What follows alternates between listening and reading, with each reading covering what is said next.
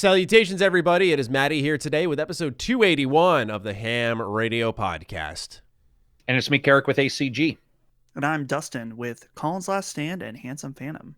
Now, we anticipate a large surge in traffic here. So for those of you who are seasoned H.A.M Radio Podcast listeners, we apologize if we sound a little redundant, but we want to give a warm welcome to everyone who's tuning in. A lot of new subscribers on the channel. A lot of you have been enjoying the Cyberpunk coverage, and I appreciate that. And so what this show is it's a weekly gaming podcast. We take a lot of the bigger news, a lot of the heavy hitters. We cover them thoroughly. We discuss. And usually this show has a runtime of about 3 hours, it seems. Like, that's just our average nowadays. And we can't help it. So get ready, get comfortable, grab a snack, grab a game, whatever you want. And it's just a very relaxed show. That's kind of our goal here. We all just kick it at the end of the week, talk game news, give our thoughts. It's segmented with timestamps. We're also available over on Patreon for early access for $1. If you like this show and you want it a little bit earlier, you can get it over there. If you want to listen on free feeds, you can. Where, we can finally announce it, we have updated our art. That's what we were trying to hold back on. So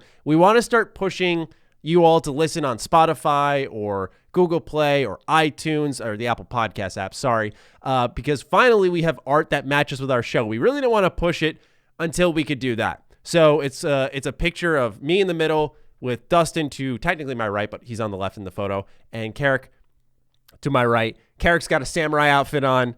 Dustin, you look like Joker, and Dude, I am so just cool. Sitting there menacingly staring into the lens, and we got a ham radio in front of us. It is absolutely incredible. We were so thrilled with it. It was done by Optic Decay, so go ahead and check him out if you want to see some more art and get some more commissions from him maybe.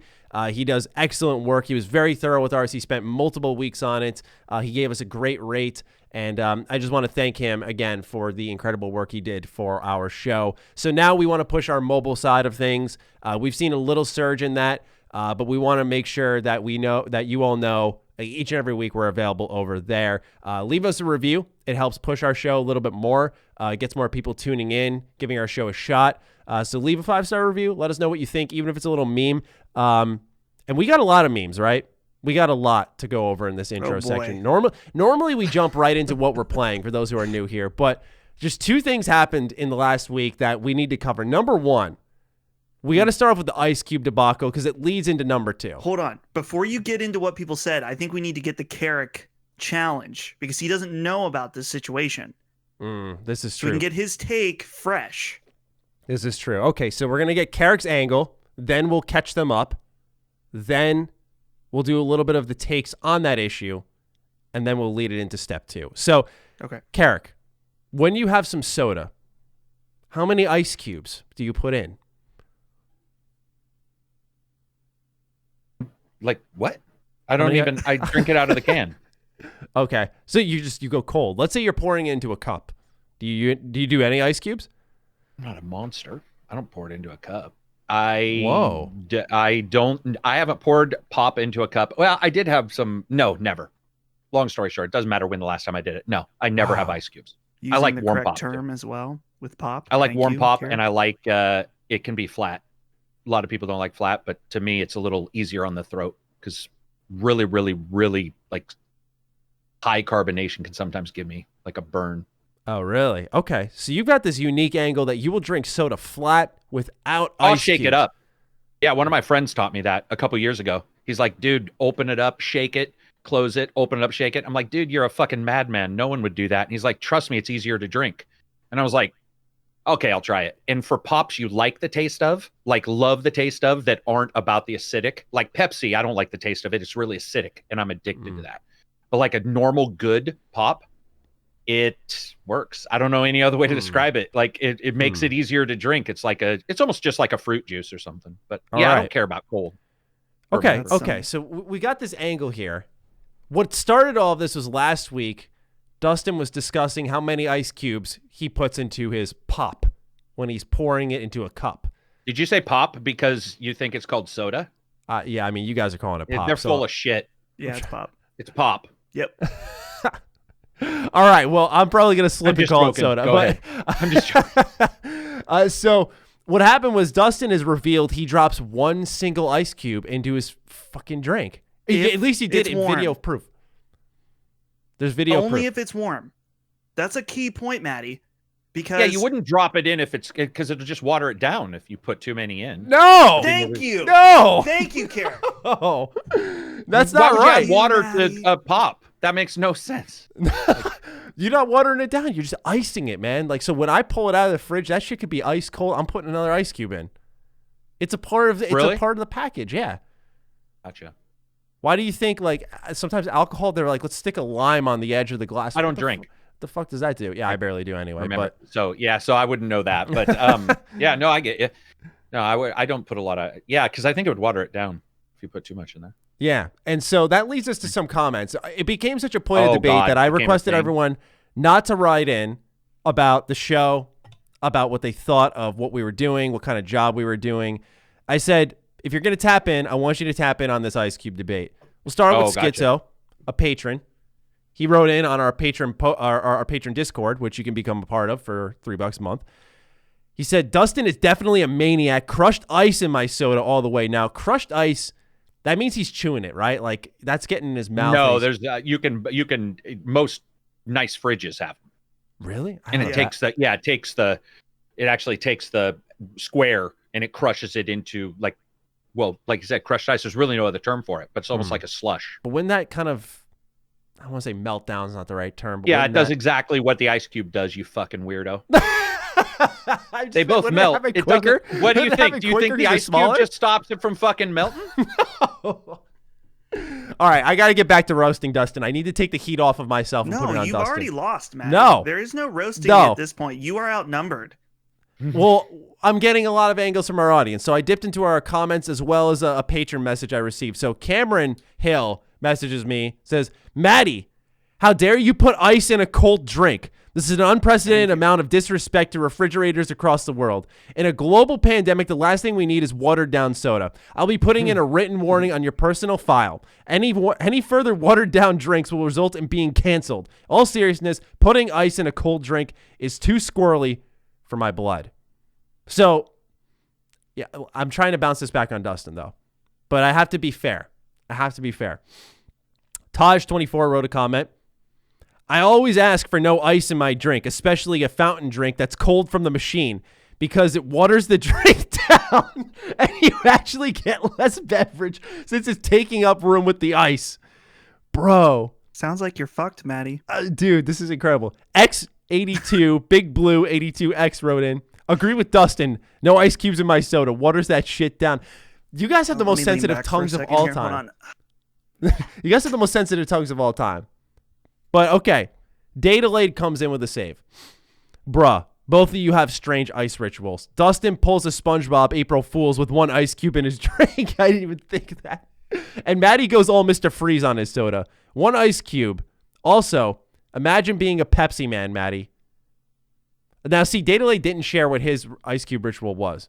At least we got a little different one with Schizo, this crushed ice. And we have a couple more write-ins I got to highlight. Freddie Hard Candy wrote in, I hardly ever put ice in my Coke. Maybe if it's a really hot summer day. I live in Sweden. And then it's more than one ice cube. I don't think one ice cube will have any effect on the drink's temperature. That's a great argument right there. What are you changing with one ice cube? That's why you want multiple. You can sleep all you want. You're just sleeping on a good argument. Last comment, and we'll actually move on to our second point here. Ronald Knight writes in, I'm completely Team Dustin on the ice in soda/drinks question. If I'm getting a cold drink, no ice. And if if I have to use ice for whatever reason, I want one ice cube or barely any crushed ice. And exactly as Dustin says, the ice melts and then your soda gets watered down and tastes awful. Nah, see, I disagree with that part. I've never had my soda watered down so egregiously from multiple ice cubes that it's awful, as people have said. That I will stand by. You are all wrong on that. I will be stubborn. Dustin, congrats. This was your big get. You've won. I've won so much. I'm tired of winning. And So that leads us to... I have Karak on my side. Yeah, that's the best part, right? Yeah, that's the best part, right? It's hard to fight against Karak. So that leads us to point 2. Apparently, we're looking for a third host, Dustin. Dude, this had me like dying. looking at this on I Twitter. couldn't fucking believe it. I couldn't believe it. So the reason why we prefaced all of this with the ice debate is because Dustin tags me in a video on Twitter with him dropping a single ice cube egregiously into his soda. I'm just like, all right, that's wrong. So I quote it and I say, just let everyone know. Like, the video is right there below it. So just to let everyone know, we're looking for a third host. Let me know if you're interested. And even if you don't know the joke, it's in response to Dustin. Right. And even if you don't know Dustin's a host, which is in his bio on Twitter, it's in response to something. So you would assume there's a joke tied to it. The amount of DMs and tweets, I got emails, even from other YouTubers who were like, yo, Matty, can I be the third host? And I'm just like, damn, no one watches our fucking show, clearly. No one even looked at the tweet. It's beyond that, Matty. Yeah, dude. It's like, you've lost your chance. You've lost your chance even if you had one, because you didn't research your one opportunity and you just saw the tweet and nothing more. So no, we're not looking for a third host. We're perfectly happy with Dustin as our third host. We wish he stays there forever. One ice and all. One ice and all, yeah. Anyone who clicked on this, because I'm sure that Cyberpunk in the thumbnail is thinking, what the fuck is going on with this? Which, hey, this is what you signed up for. We're about. Yeah, this is what we're about. This is our show, man. Ice Cube debates and all. So, yeah, like I said, we talk about heavy hitters in the games industry. Normally, our week is more news-packed, but given the fact that we have Cyberpunk as well as the Game Awards to go over, it's going to be kind of consolidated into two bigger categories. And at the end of every show, we cover the patron questions. But before all of that, we like to talk about projects, what we're playing, what we're up to, all that good stuff. So, gentlemen, I don't know if I have to really ask you what you're playing. That may tie into the main subject of discussion here if you're playing anything outside of Cyberpunk. But other than that, are you working on anything? Is there anything you want to put on the radar? Karak, I mean, why don't you go first? You weren't here last week, actually.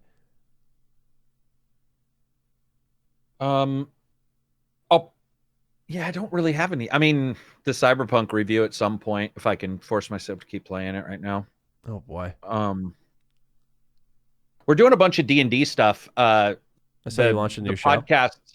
Yeah, we launched a new show, and the podcast got to number 7 on iTunes, and then number 5 on Spotify. So, which was shot. Like, the podcast just shot up in the last couple of weeks. Hey, bud, you having a drink? It's okay. Sorry, my dog's having a drink. No, you're good. So the podcast is like launched straight up. So that's been cool, and a lot of that is because of the D&D stuff, for sure, which is definitely awesome. But I would say Cyberpunk and probably Phoenix Rising. To be honest, I'll probably go back and keep playing that. There were a couple missions that I didn't get done that I definitely want to check out. And then Call of the Sea, right? Yeah, Call of the Sea, published by Raw Fury. It's like a slightly Cthulhu, like cartoonish first-person game, but it's got some Cthulhu elements to it, some Lovecraft elements. And I saw that on Twitter day before yesterday, and so I ended up getting that. I'm definitely interested. By the way, anybody who wants to get it, it's Game Pass, so you don't have to pay for it. Oh, nice. I mean, if you already have Game Pass, that's what I'm doing. Dustin. Yeah. The main things I'm working on are yet to be revealed. So look forward to 2021, and you're gonna just follow me on Twitter, and you'll find out. How about that? But Sounds good. I mean, I'm playing Cyberpunk, which we're gonna talk about, which I'm very, very excited to talk about. Still chipping away at 13 Sentinels, which just gets better every time I play it. But I've already talked about it on this show twice, so I'll leave it at that. Okay. But yeah, so that's about it. We'll keep it. I feel like we should just jump in. Yeah, I agree, because for me, I bought Hades just last night after the Game Awards, so I got it on my Switch. It's downloaded, and it's going to be the game I bring here when I'm at the studio and waiting for something to render or whatever. I'm going to fire it up. I'm just going to – I felt the need. I got to play this before we have our Game of the Year discussion, because when we do our Game of the Year discussion, probably within the next week or two, we're going to bring the patrons in. We're going to have like a voting process. I know a lot of them played Hades, so I think, at least in my opinion, I got to have some type of hands-on experience to talk about it. And so I love Supergiant games, so I'm looking forward to playing that. Of course, I've been playing a shit ton of Cyberpunk, nothing else. So Dustin's entirely correct. This will be our shortest intro to our show, by the way. 15 minutes. Maddie, I forgot to mention one thing that involves never mind. both Won't of be our us. shortest. Keep going. Sorry. Well, it will only take a second. Is No, you're that good. if you are interested in hearing a Demon's Souls spoiler cast, Oh, right. Maddie and myself did one on the Colin's Last Stand Patreon just this past week. Mm-hmm. And so that is right now specifically only on the Patreon, which I believe you can get that now for just the $1 level. Cool. And so, yeah, if you want to hear Maddie and I do a deep dive, that's on Sacred Symbols Plus, patreon.com/Colin's Last Stand, if you want to hear that. Yeah, you know what? I almost forgot about that because this week's been a whirlwind. I nearly forgot to mention my panel that I did for Fallout 4. I was like, I want to promote that. Yeah. Holy fuck, man. Yeah. So this past week on Saturday, I hosted a Fallout 4 reunion panel with pretty much every major voice in the game, excluding the male player voice, Curie, and Strong. So everyone was there, every companion, their respective voice actor or actress, and it was about 2 hours, and it was a really good time. The first 5 minutes, I was definitely shitting my pants a little bit, but got better, loosened up a little bit. I'm happy that I was able to accomplish that. And once again, a big shout out to Courtney Taylor, the female player voice of Fallout 4. She's the one who really strung everything together and did a wonderful job getting everyone on board, from Matt Mercer to John Gentry, and just everyone in the game. I connected a couple of them, but she did a lot of the heavy lifting there to allow me to just focus on the panel. So I want to shout her out once more. And if you're interested in that, it's currently archived on my channel. You can check it out whenever. And I promise you, it will put a smile on your face. The people there were incredible. The chat was incredible. It was a really, really good time. So for those of you who are looking for a little nostalgia, or even if you don't like Fallout 4, I think it's still a good listen because you get some perspective on just acting and the process behind Fallout 4, because we have the voice director, Kal-El Bagdanov, there. So it was just a really, really good moment, and definitely a career highlight for me. So I would appreciate you giving that a look if you've got the time. Very cool. Yeah. With that, though, we do move into our highlight of the show, our extended thoughts on Cyberpunk 2077. So, this is no disrespect to any other game out there. There's been a lot of big launches, a lot of great games this year, but this is definitely the biggest game of 2020. It's the one that everyone's talking about. It had 1 million concurrent players on Steam, 8 million pre-orders. It's been doing really well sales-wise, and there's been some issues, of course, at launch that we'll get into, but generally, I've had the game since December 1st. I've been playing it, so I've had my hands on it. I've put over almost to 60 hours into the game. I've had to slow down a little bit this week to focus on content, but I've been playing a lot of it. I've been really enjoying it. Of course, we'll expand upon that more, but I've been making daily videos on Cyberpunk for a while now, so I want to start off by dishing it off to you, gentlemen. What are your thoughts on the game so far? How deep are you? What are you liking? What are you disliking? Of course, let's get right into it because this will be a long talk. Go ahead, Dustin. Damn. I was thinking a lot today about how to even tackle this, because it's like it's very I don't want to say two-sided. I'm trying to think of the correct term. It's like very, very good and very, very bad at the exact same time. Mm-hmm. Because my experience has been on a PC that has a 3080 in it and a 3700X processor, and so my experience has been very, very different from anyone playing this on all of the consoles. And obviously then at the console level, there's a wide variety of performance levels and graphical fidelity, whatever you want to call it. So let's start with the bad. And everyone knows this at this point, so we don't have to beat it to death, but the state of this game on consoles is unacceptable. Mm-hmm. And what CD Projekt Red did is unacceptable, period. As far as not letting reviewers get their hands on the code, not letting people know. This is the prime example of why, you shouldn't pre-order games, especially if you don't know what it's going to perform like on different consoles. Right. So yeah, I think instead of just, I don't want to just sit here and talk all my thoughts at once. I'd rather bring Karak in on this, because I know that you've got a lot of thoughts about the state of the game, especially on consoles, because I think you have the most experience with that. But I guess in addition, one other thing I'll say before I want to throw it to Karak, because I'm just really curious what he thinks. The PC performance, from what I can tell, performance and bugs actually, has been extremely mixed depending on the player. For example, the only main things that I've encountered in my 7-ish hours, probably 7 or 8 hours that I have in so far, is I've had some floating guns. I've had just a couple weird anomalies with like animation and characters, but nothing horrible. And I had one time where a quest would not proceed, and I had to like reload and fuck around to get something, and eventually it just worked. But overall, so far it's been not that bad, but that doesn't mean that's the experience for everybody. Since I've heard about a lot of bad shit on even the PC version. So, Karak, as far as the consoles, what are your thoughts? Mine's more PC as well. Really? Okay. I mean, there's about 25 hours split between the two. I don't know, 60-40 or something. Yeah, I think it's a giant fucking turd. I don't think it's. I do. I just, at least so far from what I've seen, I think it's a piece of shit game. And they, like, the bugs and everything affect the plot.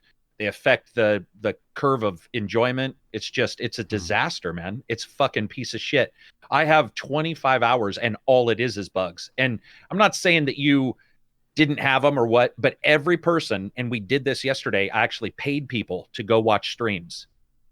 There were people yesterday saying, I've had no bugs. I'm playing the PC version, and there were bugs occurring as they were playing. I don't know how you could say there's no bugs. Like, I don't. Right. But the thing is I don't know the level of what people will say is a bug, or if they're myopic, or, is it Periscope level? Is it like, oh, I'm so amazed by this. I'm not. Dude, it's bugs. It's drawing. It's the worst drawing I've ever seen in a PC game in my life. And I have a super powerful system. My performance is not bad on the PC. I would consider it average. Actually, if I was reviewing, I'd say that that's not the worst part. But man, like, it makes sense now why they were so worried about all the code. Because I would be worried about the PC code, because first of all, they lied. They're like, oh, a patch is going to come out and it's going to fix everything. They said that 3 days prior to, which, of course, I got in a bunch of trouble because I tweeted out and I was like, nah, that's a lie. It's not happening. It's for sure not, because I knew it wasn't happening. I'm not going to say how. And it didn't happen. It's exactly the type of boilerplate language you see in streamer NDAs. All the streamers people trust, you can't trust them, man. It states right in their NDAs to tell people that everything will be fixed with a patch. It states it in NDAs all the time.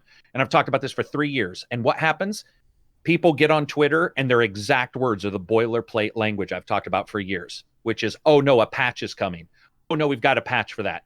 Oh, a patch is coming for sure. It'll fix all that. It's unacceptable, man. For a game like this, I just don't care. Like, I just don't care. They need to have fixed it. And I like a lot of parts of it, but I think performance-wise, it's utter trash, and it affects the plot and affects my enjoyment of what I'm doing. Because I have had a quest. First of all, a quest stopping bug that you have to restart your save, to me, that's a stopper. That game shouldn't have been shipped. Admittedly, I don't work for the company, but that is a stopper. That's what Jim Sterling talked about for Hellblade. Look at the shit he got by saying, I got to the end of Hellblade and there was a bug that didn't let me progress. And so he was like, I don't love the game, and people shit themselves on that game. This game's got hundreds of them. I mean, go online and look. It's not like, oh, only the people who complain are online. Dude, it's everywhere. Yeah. My entire Discord's filled with people. I went and checked Reddit's Discord's full of people. There's obviously a lot of polish they should have done. I agree. Yeah. For those who need even additional perspective, I added because there were so many bugs being posted to my Patreon Discord that I had to make a section for bugs to be shared. Like, Yeah, it's unheard of. Like, dude, it's That's just, and it's different because I do have an RPG centric audience, and I do know most of my Discord is going to be playing the game, but at the same time, man, like the fact that there were so many photos being sent in that I was like, okay, we need to separate this into another area so that chat can continue. It was just like, I've never had to do that, man. Not that I didn't want to see also, it. I should say, I'm saying it's trash because it's trash for me right now. I'm not saying like when I do the review, that's when I'll say if it's trash. I want to make sure people understand that when your gameplay and your plot are impacted, your gameplay is impacted, it feels like trash. That's just that's what I'm saying right now. I had a guy, I've had so many bugs. I have video of me playing and talking into the mic as I'm playing, and I'm counting, and I'm at 1,077 bugs in less than 2 hours. And I get to a part where a dude walks above my head and jets into the sky. And I actually was so tired of bugs. I said, is that on purpose? Is there something going on like that I'm not paying? Like, is that a hologram or is that, something else that I'm not? Or a jetpack. Like it's just so bad. And I get people all the time, and I'm not saying they're lying, but I had people even on my Twitter who were like, I must be lucky. I'm the only one who has no issues. No, you for sure do. Yeah, that's what to say. Because we actually know some issues are occurring on all platforms regardless. What's happening is the level of notice, and I have no problem with somebody not noticing these. None. My job is to notice them and to tell you. Your job is to enjoy your game. So to me, if somebody says, I haven't had any, I'll say, no, you for sure have, but I'm not going to hammer on them. Like, enjoy your game. It's just right now, I can't. And the consoles, Xbox X is great, actually. I will say. I've had more enjoyment with that on quality mode than I have on performance mode for PS5, because PS5 has some weird shadowy shit, and Digital Foundry's broken down some stuff. Yeah, very good video. But anything other than that, the Xbox X and all that is just performance on top of the bugs. That's the problem, right? So also, worst character editor fucking ever. Fuck you. CD Projekt Red is a RPG company, and they released that shit ass character creator. 4 fucking tattoos, man. It's like, hey, dude, this is whatever. Maybe it's 11. I don't remember. But they had so few choices in that character creator. I was blown away. Oh, great. You can make your dick. That's awesome. But you can't like adjust more features with your nose or your face. Yeah, I think you're stuck with these small templates. I do think that went to show that I liked the level of customization in some ways, because it was like different customization, the cybernetics on your face and whatnot. It was like, instead of having face paint tattoos, fingernails. That was pretty cool. Yeah, fingernails was great because you actually saw them interacting in the cutscene a little. Like, you actually would see them. I'm like, oh, thank God I paid attention to that. But at the same time, I just can't help but wonder this whole time, and this might be just like a really antagonistic thought, but do you think Bethesda's sitting there just like, yes, like, fuck you guys, after years, after fucking The Witcher 3 versus Fallout 4, they're just like, it's their turn. And Fallout 76. You mean, are they human? Yeah, right. I know. Like, I can't help but imagine they're having a little bit of vindication through this this tough, buggy time, or even just the thought of, hey, at least somebody else has a game that's come out. Yeah, I gotta wonder. Issues. But the character creator, I thought was. It made me wonder. Maddie. It made me wonder if they chose, to change your breast size, your dick size, all that stuff. I'm like, was that felt like for PR? Because then you see this sex scenes, and you're just like, oh my God, they like went really hard with this stuff, and that generated headlines for fucking weeks. People used it as a talking point for years once it came out that was going to be the case. It's just one of those things, man, where I guess it was smart because it worked, but at the same time, it definitely, like, I don't, just choosing, male, female, or neither, and then just moving on to like all the, like, having 12 more tattoos. I do think because they moved the game to first person only, that they, like, for example, the helmets in the game look awful, and so you can't hide helmets. And it's because, like, oh, well, it's in first person, who cares? And I think it might be the same thing with tattoos. It's like, well, how much are they really seeing their character? But there's 45 eyes. Yeah, I don't know. It's weird. Yeah, it's weird. You know what made me mad about this character creator is that it suffers from the same thing that Monster Hunter World does, where you can be like, wow, I love the way my character looks. And then once you get in game, It's like they don't look the same. that does not look like the character that I spent an hour making in the game. Yeah. After. Yeah. In a What's Cyberpunk funny- future game, you can't. What's edit funny your too character. is I'll probably end up liking the game because I'm a huge fan of fun and all that stuff. But from a technical starting point, it's one of the worst first showings I've ever seen. Even from a non AAA, we're talking like double A, B level. It's like that. But I'll probably end up liking it, when all's said and done, and they'll patch it and stuff like that. But it's really sad that it's going to take that. Yeah, I agree. Because Witcher 3, somebody had the audacity, by the way. And if you're okay with companies doing absolutely nothing and fixing nothing, then give me your money and I'll continue to deliver nothing to you. Come to my Patreon, buy into my Patreon, and tell me you're the person who believes that because Witcher 3 was buggy, it's okay for Cyberpunk to be buggy. If you are okay with continual lack of improvement, I can show you somebody who's a master at it, man. Like come to my Discord, give me $60, I'll deliver to you lack of professionalism and improvement. I'm blown away people do that. They're like, well, Witcher 3 was 7 fucking years ago, jackass, or 5 or 6, I don't remember. How long wasn't it? 5 or 6 years ago? Yeah. Even though. I was like, and it doesn't matter. Yeah. But it's been 5 years, and it's a worse release, and it's just, to me, it's like, when are people going to hold some of these companies accountable and be like, I mean, yeah, dude, you're asking $60 for this especially shit. when people were like, oh, it's being delayed again in September. They're like, oh, it can't be that bad. It's like, what if they did release it back in September? That's a terrifying thought. People think it's bad now. Imagine when they had that release date locked in, and then they were saying they were surprised, like when it got delayed. Holy fuck! Here's my question. They being, by the way, sorry, they being like Cyberpunk, some of their team was like surprised by the delay. So, Maddie, you've spoken on this quite a bit, that you feel like CD Projekt Red has a cult-like following that may or may not be deserved, right? People defend them. I just think people don't treat them equally.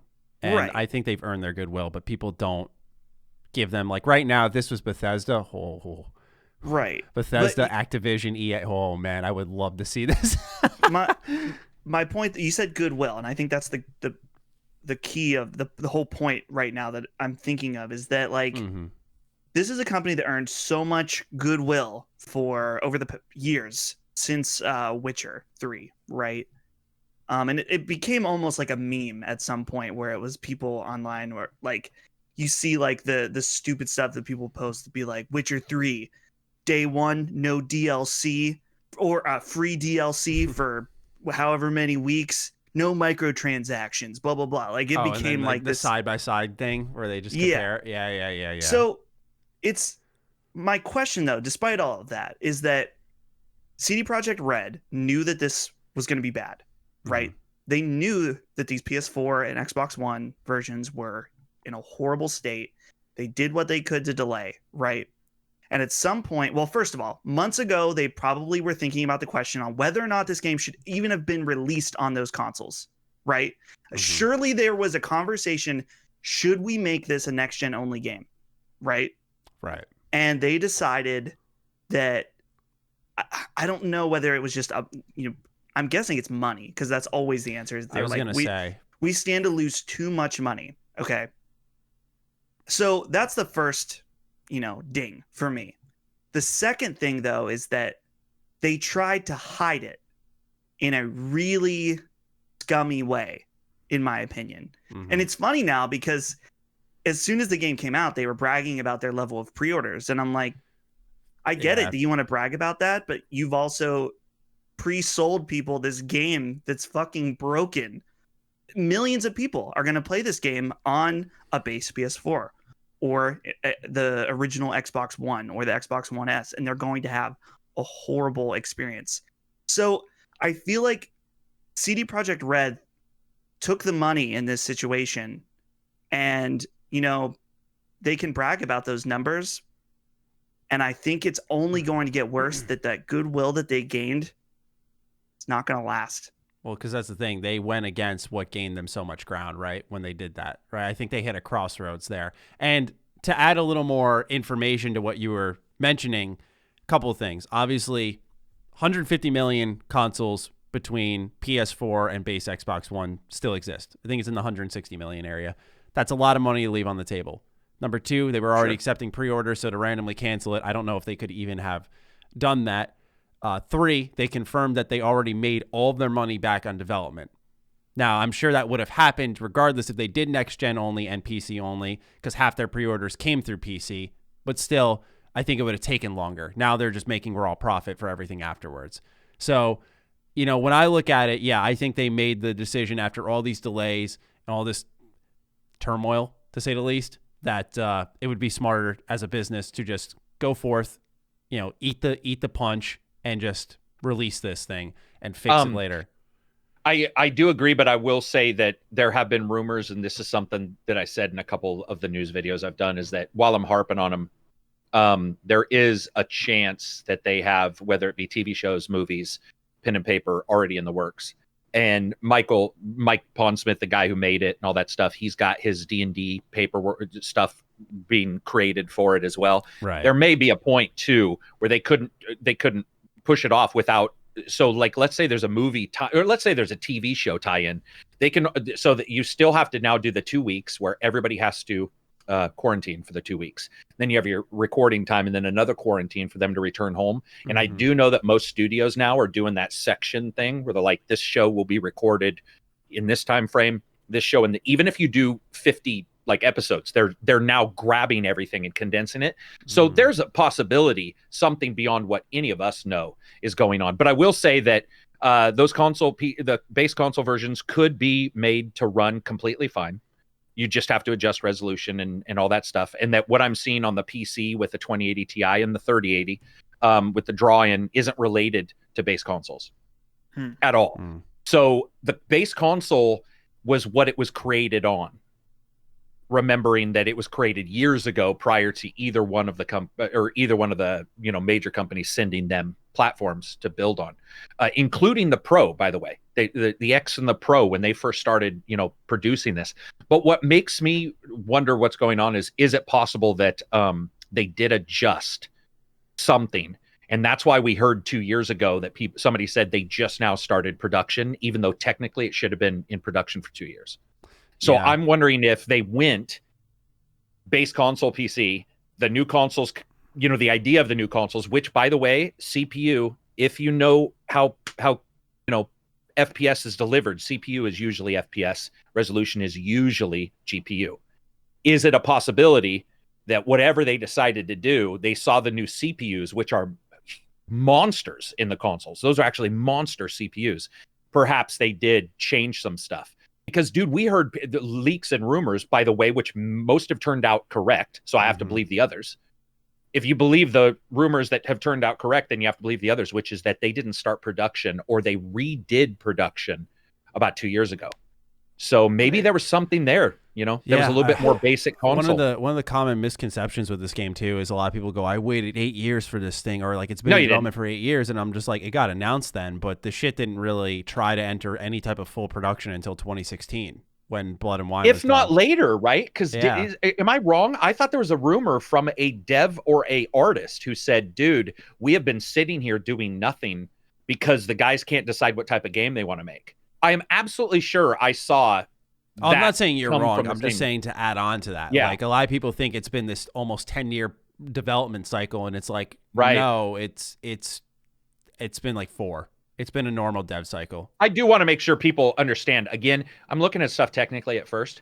I know other people like it because I'm sure somebody's out there is like, it may turn out to be awesome. It's just right now, like I said, front end is not delicious. Yeah, and we'll talk. It's pretty fucking horrible. The game as well. I'll have this sectioned off so people know if they just want to skip performance and bugs and all that shit, and they just want to talk about the game. Do that. Section it off, and that way they can. I'll do that right now. I was gonna say, are we ready to flip the switch? Oh no! One last thing. Okay, dude. That by the way, this is ignore all the other stuff I say. This to me is the most depressing. The sound in this game is hyper bad. Whether it be the bugs, the 3D audio, the channeling, voices sounding like they're here when they should be over here, all kinds of disastrous issues on PC. Luckily, I want to say a big shout out. There's a Redditor I'm gonna forget his name. A Redditor figured out one of the fixes was like downloading a specific driver for like Windows Sonic that for whatever reason CD Projekt Red had not, they must not have told anybody about or packaged in their game, and it actually returns a bunch of broken sounds for a good contingent of people are missing. So if you think you might, if you're listening and you're like, this doesn't sound the greatest, especially when it comes to channeling and feeling like 3D, you may want to look online, because there is a Reddit post where a guy found out what you need to download. And it's actually, it's almost like when you maybe don't have the right, back in the day, didn't have the right version of DirectX or something, you know, it's like, it's something like that. It's a pretty big deal. So that should be a warning to people. If you're hearing things, it's not like Valhalla. These are good recordings. They just, it's not the greatest audio. So may want to download that patch. That was it. I just wanted to mention that because everybody mentioned that before I even played the game. And then when I played it, it was instantly noticeable. So. Yeah, it's funny you mentioned that because I didn't have that experience there, or at least it was nothing I really picked up on personally. And I try to, since I started talking to you, Karak, I try to be thorough with that. So that actually may be if that's the word. I try, so I feel like that might be an inconsistent thing, or I'll go back and see if maybe now that it could be inconsistent. It could be your headphones, could be your settings. That's a problem with Windows, obviously. Yeah, true. Could be, it could be, but it's something that's big enough that like people were, like a person made a huge post and was like, this is a way to fix it. And so, yeah, I mean, all bugs have a chance of not showing up. Well, that's the bug report for Cyberpunk. With that, let's go ahead and dive into Cyberpunk itself. Dustin, you seem pretty eager to share some thoughts on the game. Yeah. So bugs aside, and I'm sure it'll still come up anyway, you know, just because it's interfered with the experience one way or another. Even mine, like I like the game a lot, but it was pretty prominent. But game alone, what do you think, buddy? I think this game is fucking incredible. Okay. Wow. Now, again, I'm speaking from my personal experience. So someone out there that's having horrible, horrible bugs, stuff like that, sorry. This is just my experience so far, is that I am amazed on so many levels from this game. I'm amazed by the world. Night City. I think Night City, honestly, is the thing to me that I love so much about this game. Like, I find myself like walking as much as possible because I just want to look around this world.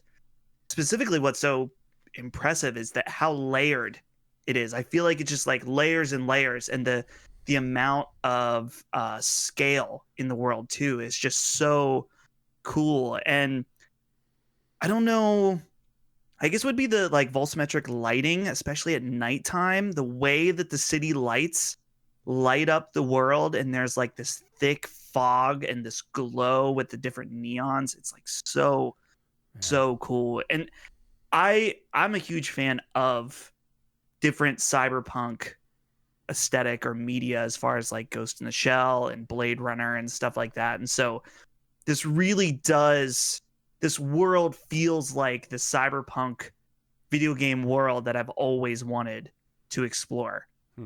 And so on top of that as well is just that I'm really enjoying like the level of and I think this is, Maddie, something you've hit on for a while, or you know, really hit on with your reviews and your preview, is that how much of an RPG this game is in its different systems and the different amount of customization.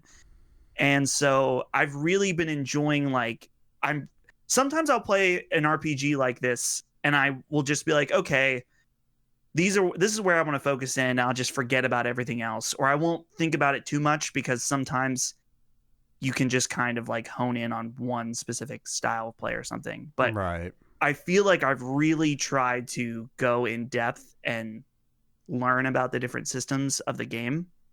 And so, yeah, I've loved that aspect. The other thing, the one last thing also that I've really enjoyed is the combat system. And I mean that as kind of a large scale, as far as including, I guess it wouldn't be combat. I guess this is actually just gameplay, in the fact that there's the sneaking mixed with the hacking and the gunplay and the sword play, even in some instances. I feel like all of them, I've been doing an interesting mix of all of them, in a way where there are times that I'll be really sneaky, and I find it pretty enjoyable, and especially mixing it with the hacking skills. It almost reminds me, I don't know, this probably isn't a good comparison, but there are times I was doing the sneaking around the hacking, and I'm like, this kind of gives me like a immersive sim, like Dishonored type feel, even though the powers aren't, it's not really like that, but maybe like Metal Gear or something. I don't know. Just like I was enjoying, hacking into cameras, putting out different distractions on guards, stuff like that. I thought that was just super, super fun. So, and there's so many things that I haven't even really gotten to dive into yet, just because I'm still so early on, like doing different gun attachments and stuff like that. Like all the guns I've pretty much gotten are just shit that I find on people's bodies and stuff. Right. But overall, man, I'm just like really, really feeling amazed in a lot of ways when it's working right. I guess I should say what this game will eventually become in a lot of ways is going to be really, really something special. And the story also, I did not expect to be drawn in, but I'm finding as I learn more that it's been very, very intriguing.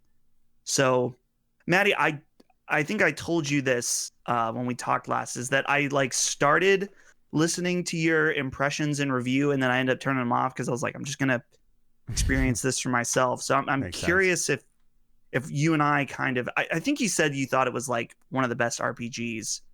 Yeah, and I want to make sure I try to make it very clear in my review. When I say best RPG of the gen, some people are like, he's saying it's the best game of the gen. I'm like, no. I said one of the, because it is definitely not the best. But as someone who plays a lot of RPGs, and I'm not acting like I'm some self-proclaimed RPG king, but I do play them a lot. I feel like on a AAA level, this one sticks out in particular. I've played AAA RPGs aplenty. Like one of the biggest games for my channel was Fallout 4, and it's not like I was looking at them side by side, but if I want to have a company with a big budget tackle RPGs, like we've seen Ubisoft try to do with the Assassin's Creed franchise, and they've made some strides. I thought Valhalla was great in a lot of ways, but this is what I kind of want to see, bugs and performance issues aside. This is what I want to see. I felt like there were enough shades in my conversation to kind of reflect who my character was, especially in the gameplay, as Dustin really touched on. I thought the build options were fantastic. I don't know yet, and I'll have to continue to research because I don't think anyone's played the game or had the game long enough to know if there is a level cap or anything like that. So I don't know if you ever actually do hit that wall because you're assigning attribute points, or if you just continue to level up. That's something that will be very important to highlight. But still, even then, I'm level 35 or 4 right now. And, at one point or another, you still need to pick a direction to go in. And the game kind of encourages that, especially for me. I'm like more of a glass cannon because I was doing hacking and quick hacks rather, and tech build. So I do a lot of damage. People can't hide from me, but the trade-off is I can drop pretty fast. So I found the game relatively challenging. But yeah, like when I look at other RPGs, like I think Wasteland 3 and Divinity Original Sin 2 smoke this game completely as role-playing games. But on a AAA level, when it comes to the quality of animations, the conversation options, having 2 voice protagonists and still having all the options you do, storytelling in general, writing, side quest variety, like I said, the gameplay options, build options, I think it is one of the best. That, once again, I look at Fallout 4, that was a AAA RPG that was supposed to be a big thing, but that game did not have a level cap, so you could just keep going. It did not have like diverse choices. It was a game that you saw got burned by the voice protagonist. So the reason I keep reflecting on that is because that's an example of a AAA RPG where the budget either ate it up or they weren't using it properly. So yeah, on a lot of fronts, when I look at The Outer Worlds, which is a little more condensed, or Vampire, which is a little more condensed, on a bigger scale, on a AAA level, I think this does everything you want to see from a AAA RPG. In fact, it does it so well that, and I wouldn't say this is really on me, but I found myself, and I put it in quotes, getting greedy when I make a choice that the game didn't like directly respond in such a dramatic fashion like I was expecting it to. So I usually don't get that with games. I feel like even Valhalla makes it very clear, like, this is a choice, this way or this way. Right. A lot of developers don't handle it as subtly, I think, as Cyberpunk does. And that's its strength and weakness as an RPG, I think, because I think a lot of times you want to know when you're making a choice. You want to know when you're doing a thing that will affect the story. But the way they try to organically have it happen, it can be really good because it hits you and you're like, oh shit. Or it kind of doesn't. And later on, I mentioned this in my review, you'll skip out on a fight and someone will call you like a wimp later on. It's like, okay, all right, whatever, dude. But yeah, I've really enjoyed it. It just as an RPG, it's been fun to play. I go back to games after I review them and I keep playing them just cause really. But with this game, I genuinely know I like it a lot because I'm just going back and sinking more hours.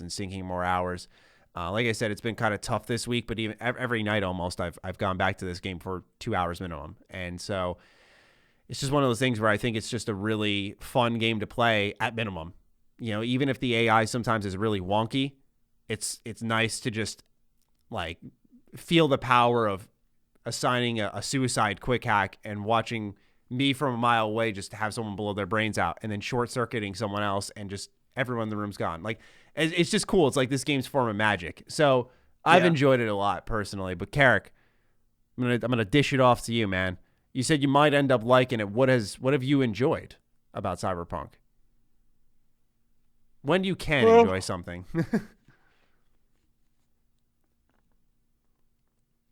I think the voice acting, again, I haven't got as far as you guys because I've been looking at all this and doing a walk in the walk as well. But I think so far, I absolutely dig the male voice acting.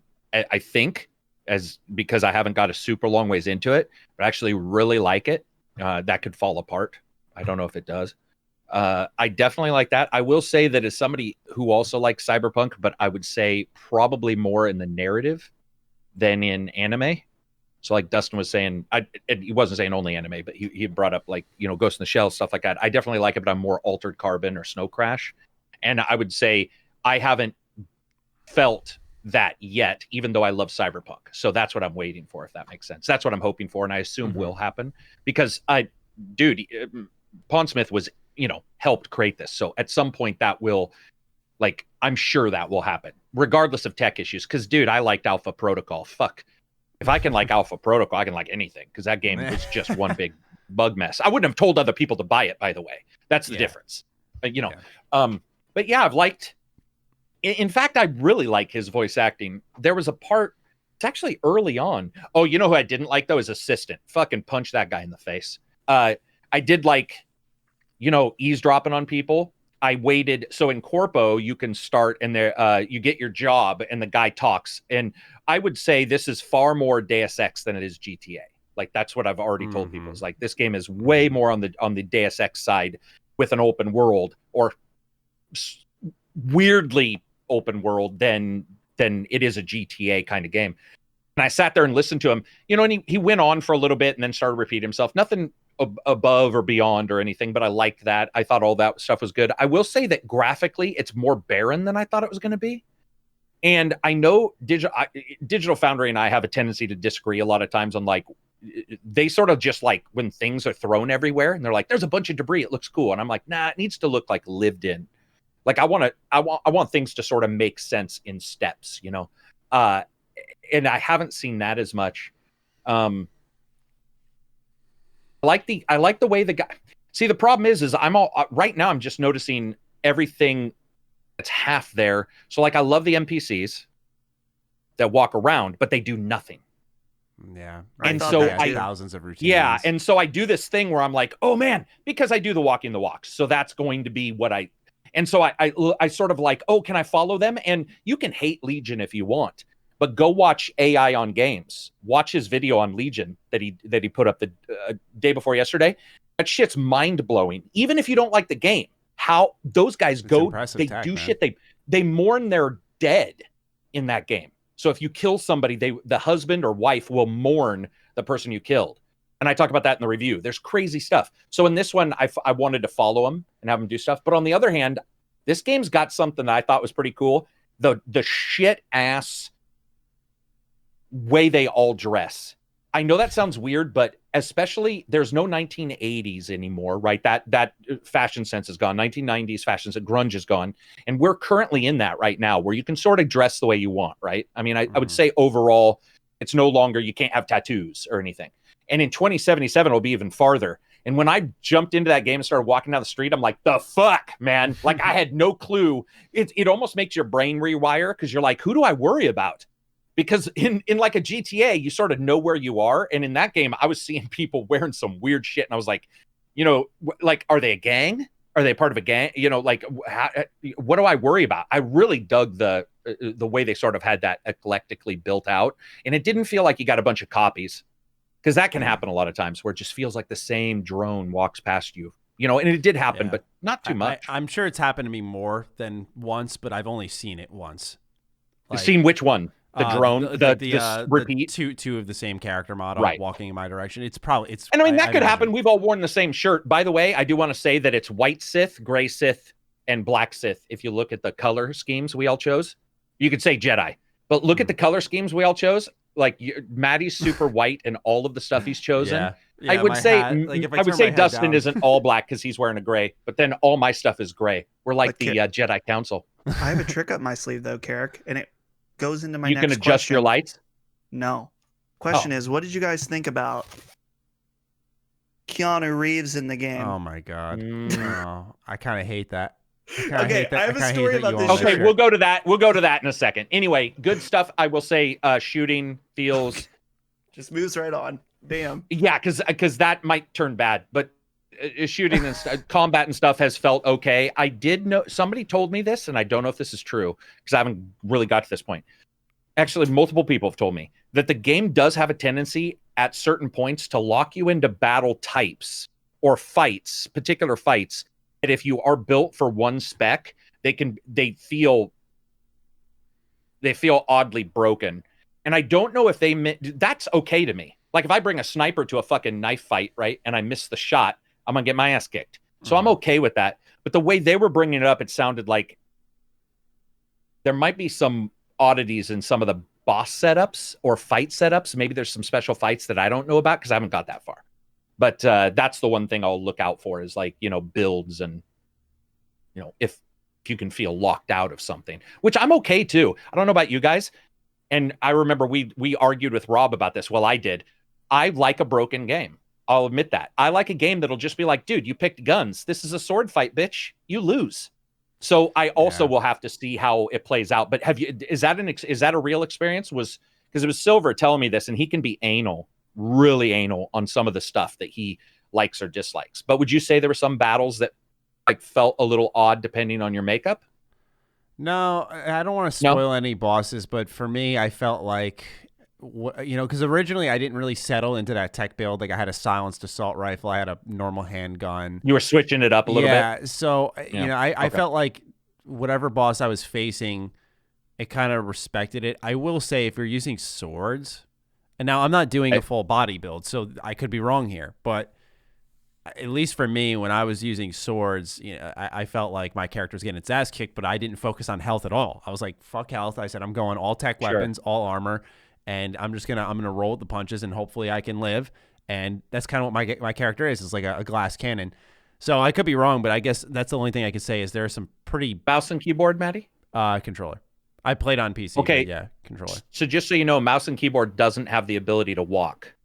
And it maps the dodge wrong. So Absy, a guy in my Discord, shout out to Absy, Gamer Nexus. There's a mod there that fixes that, and that was made by my Discord guy who was bitching about it. He's like, it's a PC game. How could they not put walk in there? Yeah, so he went in and he modded a bunch of stuff for that. But you played on the controller. It sounded like Dustin played on the keyboard. So you did notice that, Dustin? I've played with both keyboard and a controller. I noticed, I was like, man, there's no way for me to walk. Yeah, there's no like ability to go at a normal pace. It's all sort of balls out. Okay. Yeah. Cool. We got to talk about Keanu Reeves. Dustin's shirt's just making me uncomfortable. Listen, he had like this whole you guys joke can planned. talk about that. This is so funny because I had this big reveal of this shirt planned, and then it happened, and then Karak's like, yeah, we're not going to talk about that. Oh, that was your reveal? Just so anyone who knows is like, what the fuck is up with Dustin wearing this like Keanu Reeves shirt? Oh my God. So here's the story behind the shirt. How old is this? No, my mom, I have a very young mom. She's like grew up in the 80s for the most part, right? And so she loves Keanu Reeves. She ordered this shirt for herself. Oh. And when it came in the mail, she got, I don't know, I think this is a large. I don't remember. It was not the right size for her at all. She's like, Dustin, do you want this Keanu Reeves shirt? I was like, there's surely a joke with this shirt somewhere or some time when I can wear this and it'll make sense. I thought, okay, today's the day is to wear the Keanu Reeves shirt. How long ago did you get this? How long? Probably like 6 months ago. Play? Oh my God. This is a 6 month big brain play. I've waited to wear this Keanu Reeves shirt for that long. So wow. You haven't worn it once since you got it? It's never been worn. This is the first time. I feel bad for telling you I just couldn't stand the idea fuck of this you, shirt. Matty. Yeah, what the wow. Dude, do you have a problem with Keanu on this? I mean, look at his face right here. Looks scarily young. He just covers my body, and that's what I like about it. Anyway. It just says for those who are listening on mobile, it's just a kind of gradient text that says Keanu Reeves, and it's him when he was much younger. It's like Bill and Ted era Keanu Reeves. Yeah. And it has like a little 90s, like 80s, like Solo Cup line at the bottom. And so that's just fascinating. Well, I guess we'll talk about Johnny Silverhand a little bit. I mean, we can't not. Dude, you did the whole 6 months plan for this. I can't just move on. Okay, I'm curious what I think I'm gonna think as I go on, and we will not discuss the details of him because that is kind of something they kept pretty close. That's spoiler for sure. Mm-hmm. But something that is in the trailer is that he pops up throughout your game regularly, and that's the question I'm wondering: is that when he's shown up for me, which has only been recently, because it's a decent little ways into the game before he really becomes a part of the story. I've found him popping in to be usually pretty interesting, and I'm very curious about his place in the story. Mm-hmm. But I'm wondering, I feel like when I've played, I'm like, he has the potential to maybe be kind of annoying, but he hasn't been yet. So I'm curious if that's the case. I don't think it is. I don't think it's not like how I was talking about Immortals Phoenix Rising last week where someone's got something to say about your gameplay every 5 fucking minutes. Like, it's not like that. God. It's not like that. I couldn't stand that in that game. Yeah, it's he tabs in for story moments if it helps, like when you're progressing in quests or you just get to a quest area. You talking about the gods in Phoenix Rising? Yeah. Zeus and you know, that was a story that the idea was that was going to be them.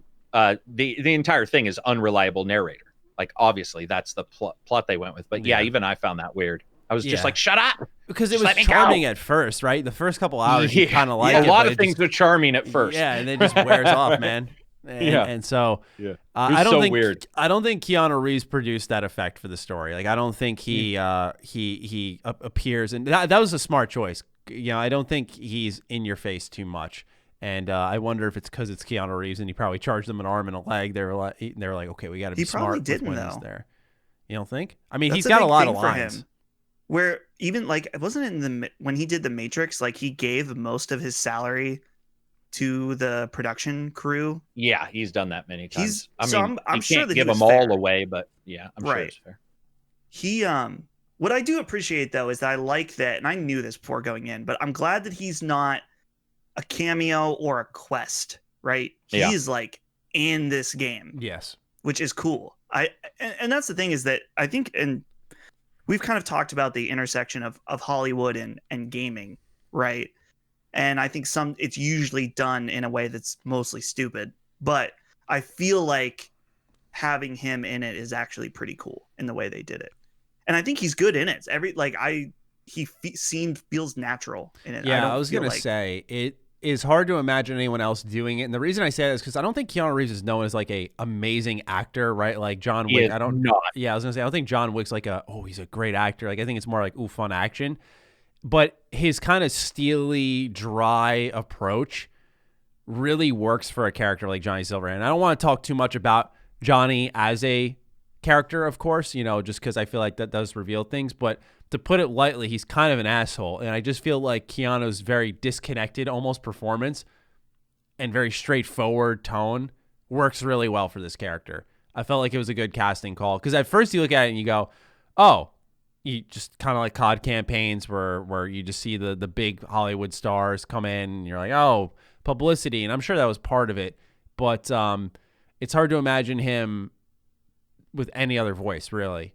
And maybe it's because it was so deeply ingrained in the marketing and everything. But I gotta Well, say, Keanu's a singer anyway in a punk band, so like all that stuff sort of fits. Yeah, see, I He wasn't aware of that. Had his own band for like 25 years. Wow. So like I like the idea. I think it sort of plays off quite well, and he just looks the part.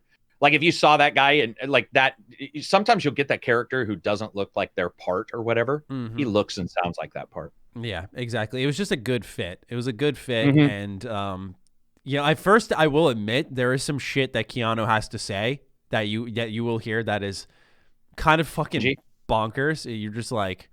You're like, oh man, like just imagine, because Keanu's clearly such a nice guy. I understand why some people hear the performance and hear some of the shit he's got to say and go like, this doesn't work. Like I've heard some people say that for sure. Oh, that they like, because he's so nice or they know too much about him that I don't know. I feel like it's easy to disconnect the art with the artist sort of mentality. But yeah, I liked his inclusion in the story. What did you? How extensively have you guys checked the choices for this game? Because as someone who's like, I love that shit in games. Like I could hate everything about the game, its universe, its gameplay, but if it gives me good choices, like that can sell me on a game alone. Like Catherine, I don't hate that game by the way, but Catherine's a good example of a game that I do play just because I love the choices you can make. I think the story's hilarious, it's interesting, but like at the heart of it, I'm really like I played it through twice. I think it's just fun to see how choices play out. That's something I felt was lacking in this game, and especially in skill checking. One thing I've highlighted, probably to the point of redundancy, so I apologize if you're watching all my videos and you're hearing it here again, but for me, skill checks kind of fell short here. You'd pass them, and they tell you like to fuck off, or they tell you here's why you can't do it. In fact, when the game's embargo lifted, a couple of my friends wanted to see it, and so I was streaming to them a little gig I was doing, which for those who don't know, it's like a side quest where like 15, 20-minute offshoot. It's not like the extensive branching storylines. But anyway, this side quest here, I was offered an opportunity to convince a monk to pay me for my work before I accepted the quest. Like what's in it for me was the option. And it was like I think an 8 cool skill check, completely inconsequential character. So I'm like, I doubt there's anything before this that would impact the choice. I said to my friends, watch. I said he's gonna tell me why he can't do this. And I do the skill check to ask if I'm gonna get paid, and he goes, can't you do this from the kindness of your heart?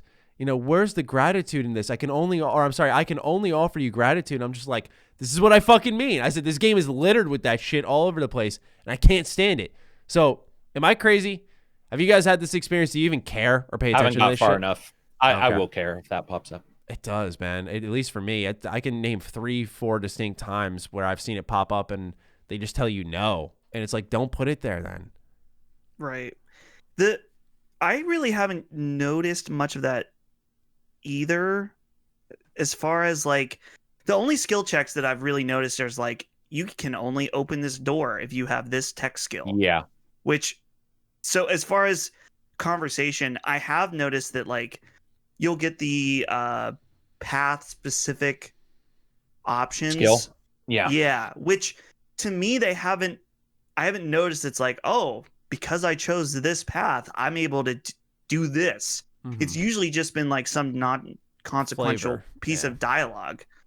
I was like, okay, so what really is different about your life choice for me so far that I've thought is that, okay, so the beginning was different, but now I really am not noticing anything that different. Yeah, see, I feel like And this could just really be on me, but I recently, for a video, played Dragon Age Origins. And so to see the origin story and see how much it kind of tosses it back at you in different ways and different options you have, I was just like, Jesus, man. Like, I obviously that was when BioWare was like really on their A game. And so I do have some nostalgia for it. But going from that and then 3 months later playing this game and seeing how the life paths change your intro and change the dialogue options you have, but it's not in such a dramatic, heavy-handed way, or it doesn't change how a character would respond to you outside of... I can think of one, and I know for every life path, there's a kind of a character that would resonate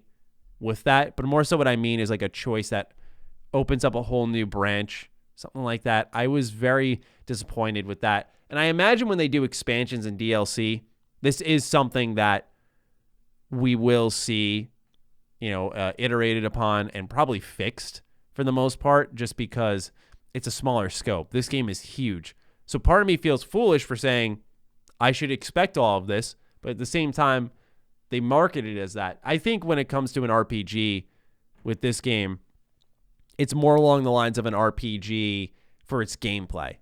I haven't seen any dramatic story shifts yet, sadly, that I can really attest to. I've seen a lot of shades and unique scenarios, but that's not the big choices I was looking for. And the only choice I saw, this is not spoilery, but it's just at the end of the game. I'll just say that much. It's not so dramatic. I was like, oh, wow. But that's just how I approach it. We've talked about the story in general, right? Just how we feel about it. Yeah, I mean, I'm trying to. People have different levels of sensitivity to spoilers. I consider myself highly sensitive, and there's surprisingly a lot of people that are even more sensitive. More sensitive. So, yeah, I'm just kind of diving in. What I like right now, non-specific, is that I'm in the beginning of Act 2, and you kind of have a few different paths on how to proceed, which I don't know whether... The thing that I'm curious about is that there's one guy that tells you to do something, and then you can go off and find this person, and now that's kind of branched as well. And so what I'm trying to figure out is, will I eventually do all three of these things, or if I do one of these, is that the overall solution and I won't do the other You want path? me to tell you? I would rather know. not you say that. Yeah. I would rather not. I would rather you not say that. And then also there might be people listening that would probably not. That's right. That could That's be why, I was letting you guys be the moral compass here and guide you on whether or not that's because you have no morals. We uphold the. You do. You guys guide me, dude. The thing that I'm what was I trying to say? I'm trying really hard to actually role play this game, in that once I make a decision, I stick with it. At the beginning, there were 1 or 2 times that I saved and reloaded. I'm like, why am I doing this? I'm thinking about how immersive it is, and now I'm like, no, we're sticking with it. So, Karak, that was a wow of disapproval. Yeah, I felt shame. That was intense shame and disapproval you should feel about. Man, dude, I'm the type of person that, like, I'll read whatever they say and I'll see the general gist, and I'm just A. Like, everybody who watches me play Mass Effect is just like, oh my fucking God, he's such a dick. And I am. Like, I'll change it just doesn't matter. I play him different than a lot of other people, but I definitely would never reload a game ever. I can't think of the last time that I reloaded a game that wasn't for review, like, in my life, because I feel that at that point I need to buy off on it, if that makes sense. Like, I need to be like, dude, it's on me. I'm not saying that's better or worse. It was just funny when you said it, because it was that moment where I'm like, oh my God. Well, one of the times I have, to be fair, okay, 1 or 2 times I reloaded to make a different decision. The other ones, I was legitimately curious about what happened with the other situation. The other situation, yeah. Which, well, you're going to cover the game anyway in some way, so you might as well, yeah. Right? In certain instances, I was surprised at how different, and then other ones I was surprised at how not different, which I guess is good. To have kind of, you don't want every choice to be major consequences, right? Right. So, yeah, that's the thing is I mentioned this in my review. I'm very spoiled by Wasteland 3. I think that is a great example of a game that has so many, like, a reaction for a reaction for a reaction, like, every step of the way. It is a very much a Matty RPG in that way, and I try to be very, as Karak would say, cognizant of that. I try to be aware of the type of level of reaction I like, and make sure I'm even and fair. But yeah, I just felt like this game came up short in a couple of ways with that. Let's see here. We covered story, we covered gameplay. Dustin, you got a little more to say? have one. I want something I wanted to ask Karak about for technical stuff. Is that while it is extremely heavy, and I honestly don't think I haven't tried it on lower settings, but the ray tracing in this game, pretty dang cool. I feel like it's made a huge, what I will do is, because I'm obsessed with stupid stuff like this, is that I've like found a scene or a setting that I really like. I'll take a screenshot with ray tracing on and then quickly take another one with it off. And then just because I like to like I'll look at the two images and deconstruct them and be like, wow, look at how it's applied here and how this reflection looks. And so the ray tracing in this game has been very, very cool. I really am curious though, because I'm running on a 3080, which is the second, most powerful card behind the 3090. And it is so heavy. And I'm not even running at 4K. I'm running at 1440p. So obviously you have to have DLSS on. Basically, if you want to do ray tracing, you basically have to have it. Right. Which I feel like the DLSS has been a bit mixed for me, depending on which screen I'm using. When I've played it on my computer monitor, I'm like, ooh, that DLSS looks a little smeary. Something about it is kind of not right. But when I was playing downstairs on my LG C9 and I had some distance between me and the TV, it looked a lot better. And I think that's just because I wasn't as close to the actual screen. So, Karak, have you experimented with that at all? Yeah. I mean, the DLSS, the ray tracing is the ray tracing kind of thing. Like it definitely, I like it on. Some people probably won't, but I like it on in this game. The DLSS is blurry because they're not allowing for, you can do the cast sharpening, but what I've been doing is using the NVIDIA panel. The first option in the 3D options is called scale screen, and sharpen. And so if the day one drivers don't have AI sharpening in NVIDIA, you can use this to basically, what it'll do is it'll scale your screen to whatever you're running, and then it'll sharpen it up a bit. You can have it ignore noise grain. So messing around with it a bit, you can basically clean up the blurriness. And this is, if people are like, oh my God, it's sharpening, you got to remember that almost every game that has heavy TXAA, which is a temporal anti-aliasing, it gets ghosting, and almost every game will apply a sharpening filter on top of that ghosting to return detail.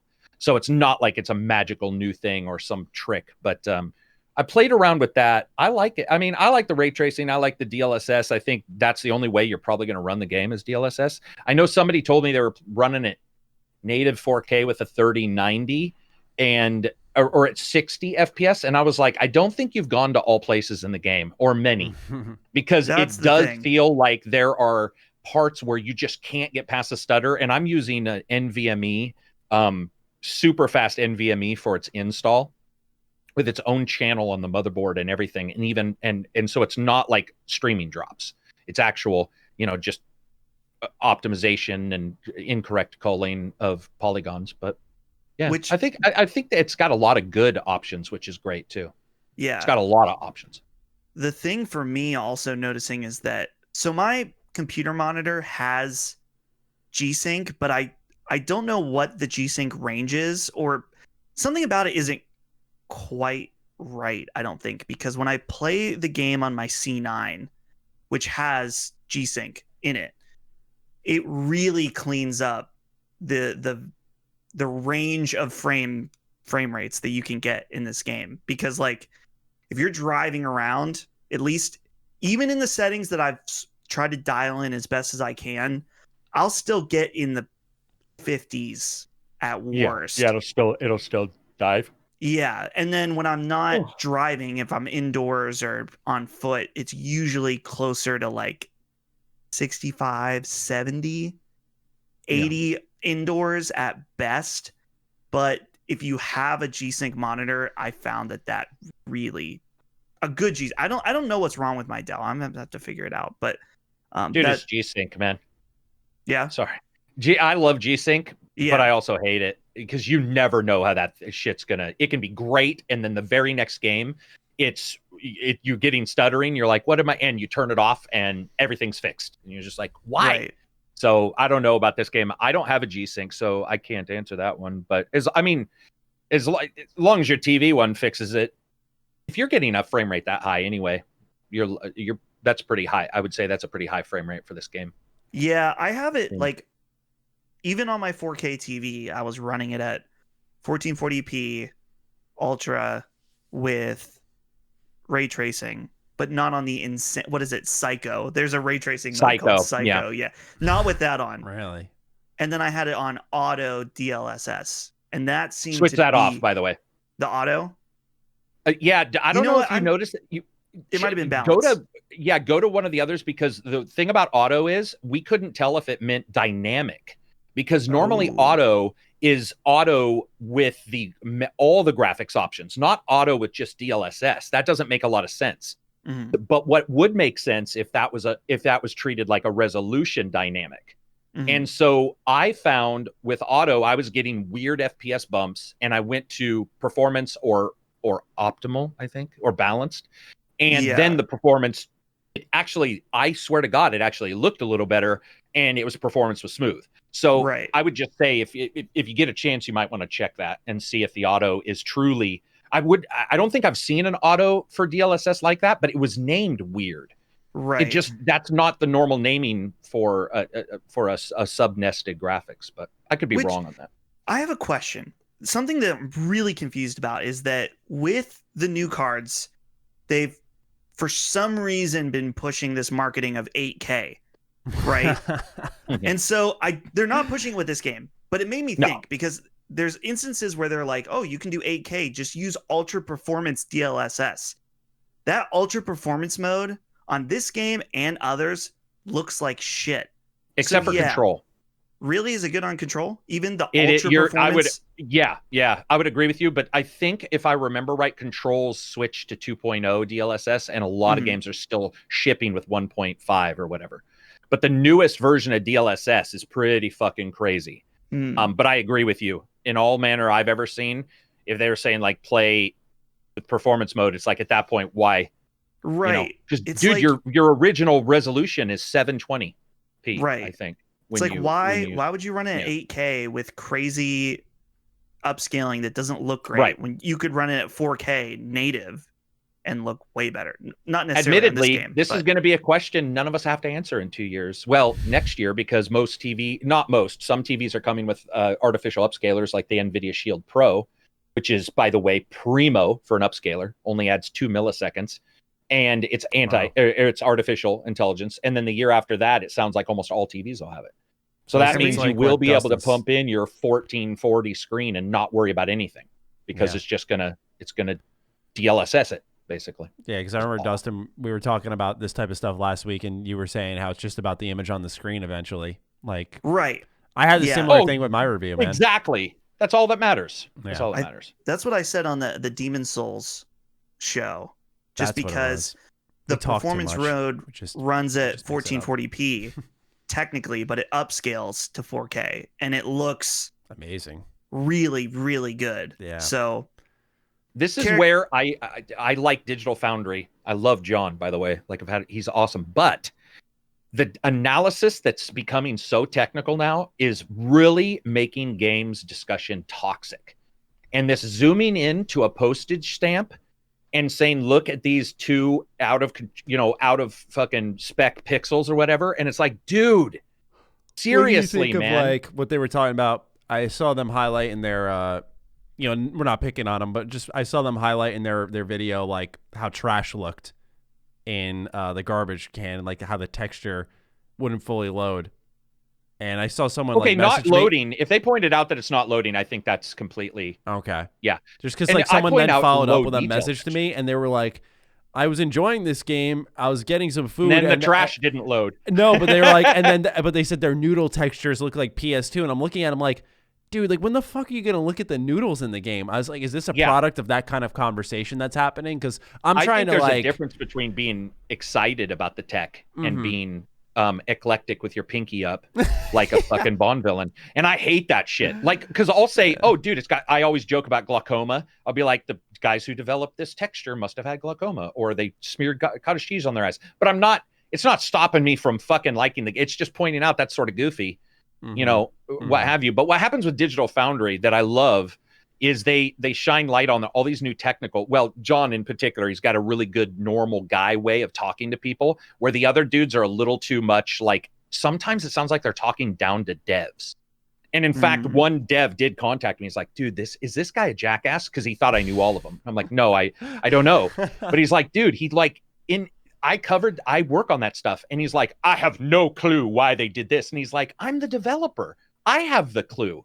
Yeah. The fuck are you talking about? Like, you don't have the source code. What do you mean you have no clue of like it?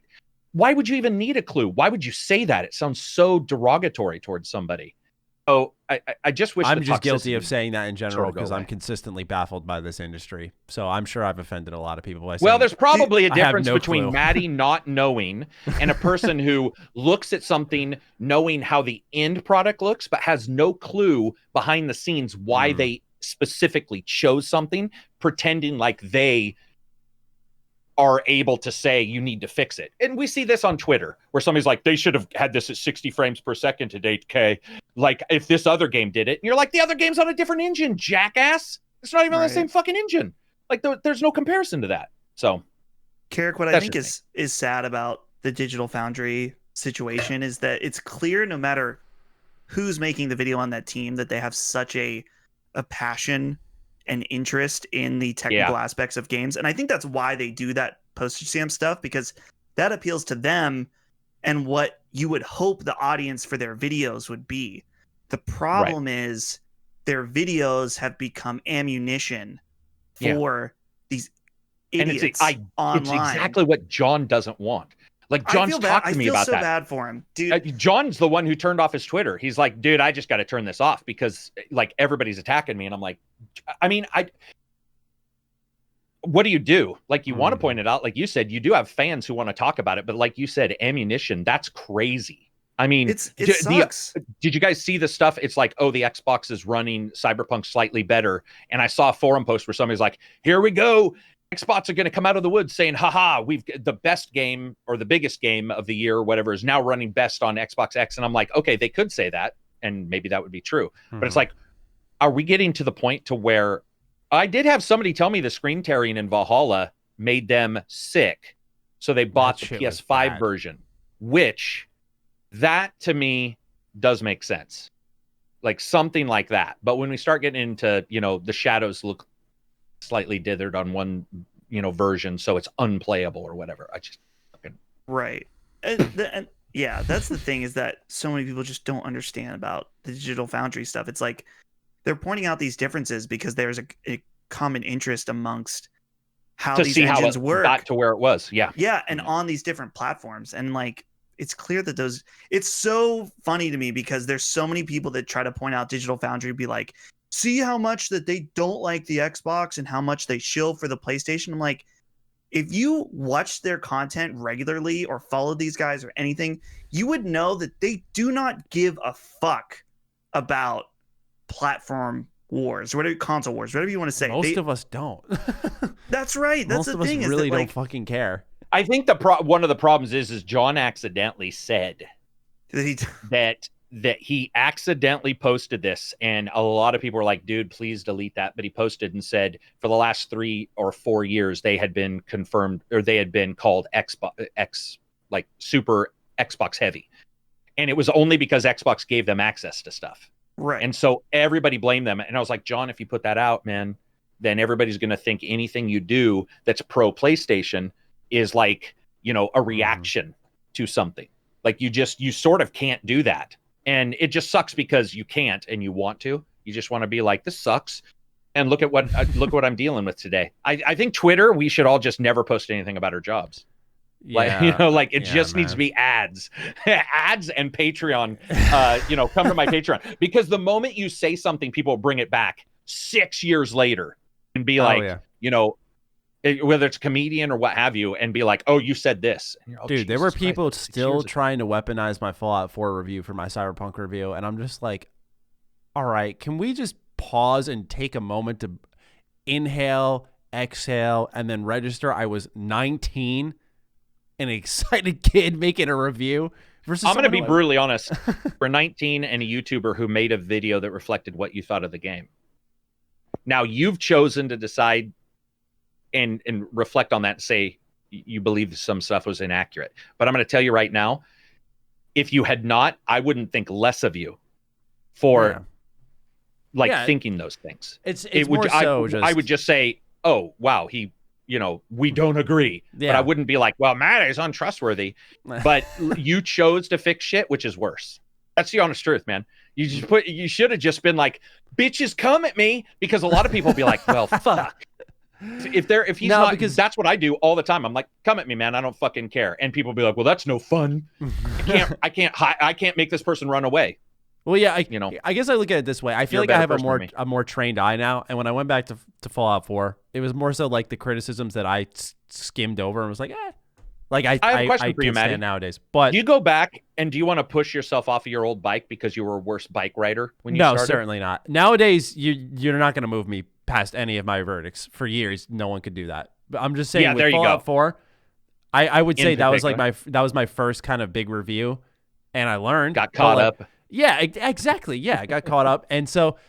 I'm not even making excuses, because for the most part, I still fucking tell people, this is a good-ass game. I'll tell everyone. I really liked Fallout 4. Yeah. Like, I'm sorry, I do. And I think, once again, sitting on a panel with all of those voice actors and actresses and seeing kind of how that game came together and how perfectly casted that game was, too, I think a lot of the shit they wanted to do, they did a good job with. But my point being is to more so what you were attaching it to about Twitter and shit. It's like, yeah, people will just pull out, like, hey, remember this 5-year-old review? This is fucking relevant now. It's like, oh man, that's isn't fucking that shit crazy, dude, man? It's just like, it's just dude, internet entitlement. I don't even. It's just that's why you get a lot of actors and actresses who just act really stupid, because they're just like, maybe I was high. I don't know. Yeah, like, dude. All right, well, there's nothing. If they're not going to react to it, what do you do? Like at that point, you're just like. We were streaming the Game Awards. It was me and a couple of friends of mine and we were all sitting in Discord talking. It was the fucking pre-show, and someone was just like, "You guys talk way too fucking much." I literally said over the mic, I was like, "I saw that." Yeah, I was like, get the fuck out of here. Then I was like, I don't fucking care. I could not believe that. I fucking logged in right then. I saw your friends, and I was trying to figure out if those were payments to you or not. And then I heard you checking. You were doing your check. You were like, "Can you guys talk a little bit so we can verify?" And then all of a sudden, I looked down and I'm like, "Wait, what?" And it's like, you guys talk over and it's just like, dude. Yeah, I'm like, I mean, you can leave. We're gonna talk the whole fucking show, by the way. Mute these guys and whatever, dude. By the way, big thanks to the mods during my Game Awards stream. They had to fight through some real fucking venomous shit. Did they? Yeah, man. Because here's the thing: it's just there's two things that just breed animosity, and it's console wars and it's The Last of Us Part 2. And Last of Us Part 2, man. I mean, do we have more to say on I almost said the Video Game Awards. Do we have more to say on Cyberpunk, or do you want to move into the Game Awards? Let's move along. I think we've said enough for how long the game has been out. Especially because I don't want you guys to tell me too much. Yeah, of course. We want to leave it fresh for you and others. And I think that was a good baseline discussion where we didn't get into really any details revolving even the character systems. I think we did a good job there. All right. So normally what happens when the Game Awards happens is we'll go like down by all the awards and we'll talk about the big reveals. But since it's a very big game that launched alongside this show, we're just kind of doing a vomit discussion on what stuck out to us, whether it be reveals, awards, all that stuff. And then I will segment it in the timestamps separately. But for us, what we're looking at here, we're just talking about the Game Awards in general.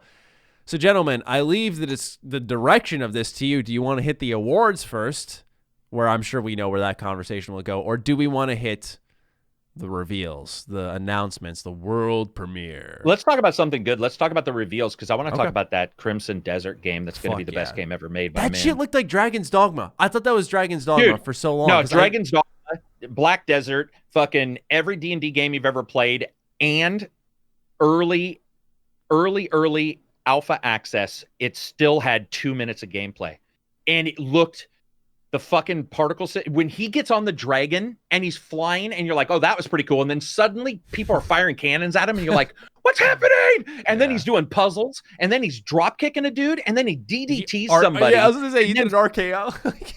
Dude, and then he throws a guy, and the other guy grabs a dude and like does the, like a Brock Lesnar WWE fucking shoulder slam, and all the while fucking pedals are flying in the air. Like, if that game were to run at 60 frames right now, I would tell you it looks better than Ghost of Tsushima, which is crazy to me. But the amount of what was going on in that game and the fact that we've seen it so early, I could not be more excited for that title. Like I am in that one. Yeah, I cannot wait. That one, because what happened was I was talking, I think, or I might have been away for a second. I came back, and I didn't catch the name of the game, so I'm just guessing. And as I'm watching it, you're seeing right when I saw him crawling on the back and like stabbing the monster, stabbing the bad guy. Yeah, I was like, yo, are they fucking doing Dragon's Dogma 2? I was like, holy fuck, man. I wasn't disappointed at the end of it, but I was just like, oh my God, And then eventually someone said I think Crimson Desert was the name, but that game looked. Continue really good. talking. Of course. I'll be right back. No problem. Dustin, did you like what you saw for Crimson Desert? Does this game even stick out in your mind? Do you remember it? It looked fine. I was just thinking about how much I thought that the original Black Desert was underwhelming for me. I know that game has a huge following, I don't think it connects. So. Do those two connect? Isn't it this? It's the same team. Is it really? Right? Yeah. I don't know. I'm pretty sure. Is this like an MMO? Crimson Desert? Yeah. Oh yeah. It's definitely an MMO. Okay. Really? Crimson Desert is Pearl Abyss.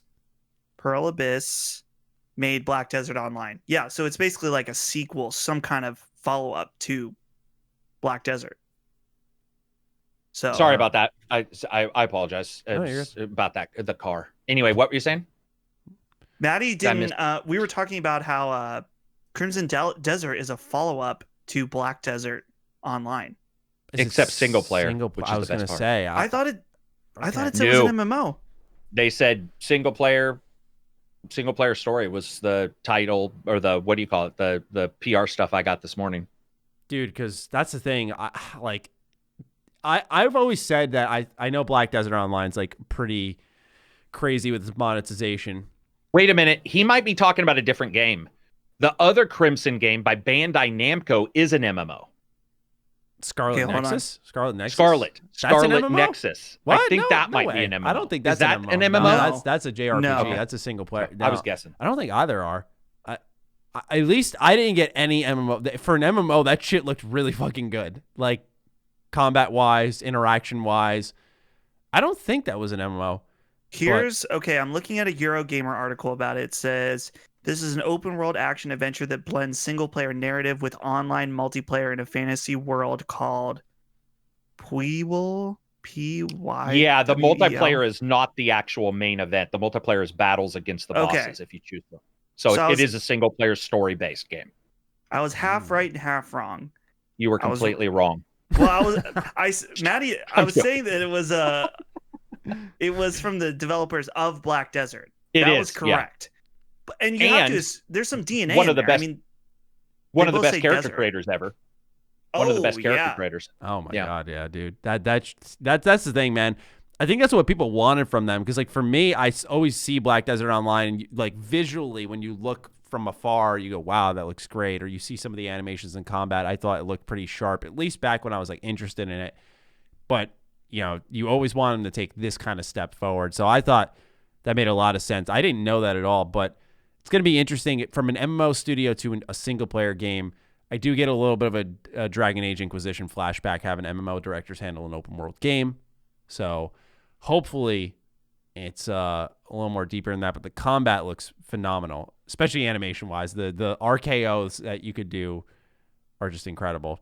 That's a great way to depending on the multiplayer and all that, one of the nice things I liked is they didn't show any of that. It was all single player. It was all bosses. It was all it was no multiplayer at all. So it was like, well, there was a pawn.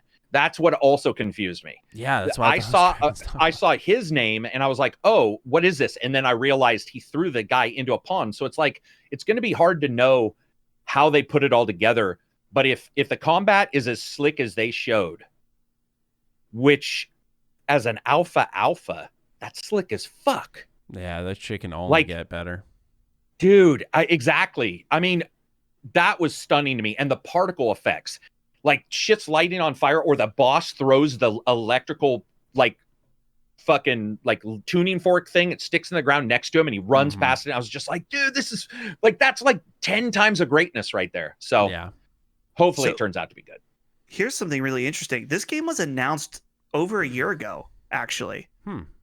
I'm looking at an article from MMOculture.com that's dated November 2019.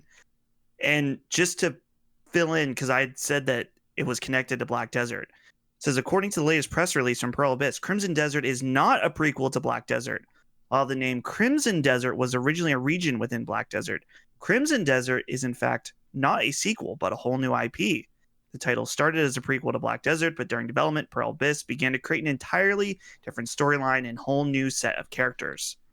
So, started as a direct something, companion or sequel, prequel to Black Desert, and then they said, fuck that. They made a good choice, whatever they did. At least right now, it looks pretty solid. Hopefully it doesn't go downhill, but uphill. I mean, dude, if it goes downhill, it's going to be really interesting from a discussion standpoint, how that goes downhill. Right, because they look so ahead of the game there. Dude, did you look at the fucking collision detection? I'm a nerd, but I look at those things. The collision detection was good. Like, it's fairly rare to get good collision detection. I was just sitting there during that video going like, what the fuck is it? I remember when I didn't think it was Dragon's Dogma. It's funny you mentioned that. I don't know why. I'm surprised because I thought you could see the AI companions. I was like, the way they're, it's just like almost a DNA thing. Like the way they were functioning, I was thinking to myself, man, that reminds me of throw him into the other one, which you can do in Dragon's Dogma. You're right. Yeah. And then for a second, I thought it was when I still didn't know the name of the game.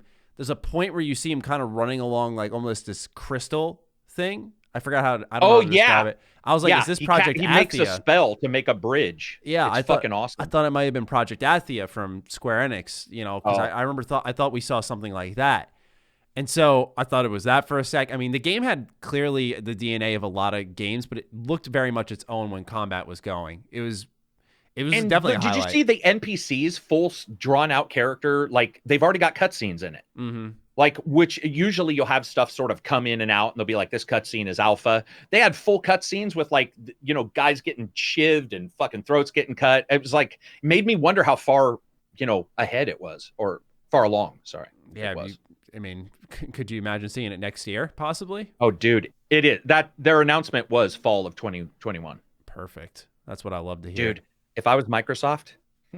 Well, here's the thing. We can spin that in another direction. Yeah, right. I would do that too. But what they went with was Bandai, and they secured a game that I have my eye on and I'm interested in, Scarlet Nexus. Now, I'm pretty certain we've only seen like, oh, this is going to be promoted at Xbox events. When it was revealed, it was at the Xbox gameplay event. But Scarlet Nexus was confirmed, as far as I'm aware, this past Game Awards, that it will be Xbox exclusive. For how long, I'm not sure. But they've also added the Yakuza series in its entirety to Game Pass, or it's coming soon, I should say. But more importantly was Xbox getting a JRPG exclusive. That has not happened in a really, really long time. You know, they tried with Scalebound. Obviously, that happened. But it has been a super long time since we've seen a JRPG third-party exclusive on the system, and it's, from what I've seen, looks really good. Did that game stick out to you guys at all? I know it's kind of got the Bandai anime graphics that we're familiar with. I'm a sucker for that art style, but did this game stand out to either of you? I've been watching this game since that reveal that I can't remember where it was, but yeah, I think this game looks really cool. I hope it's awesome, but I don't know, with these Bandai, you know, anime style games, it's hit and miss, but I'm definitely excited to check it out for sure. Is that one? Are they the ones that make it's the long series? It's got like 7 of them. So fuck, and one of them, Mysteria. Does that sound right or something? Mysteria. Tales. Tales of. Dude, talk about some shit ass games and some good games in the same series. So it's like that's one of the worries I guess I would have for this, because damn son, I've played a couple of those and been like, wow, and then played another couple and been like, how did this ever get it made? So that'll be interesting to see. Yeah, I've had that same love-hate relationship with Tales for sure. Last one on Tales is what? Berseria? That was 2017, and they've been working on Arise. It was supposed to come out this year. They delayed it. Arise. There you go. They indefinitely delayed it. So I imagine we'll hear more next year. Next year, Bandai could have a pretty big year. Scarlet Nexus is releasing summer of 2021, they said.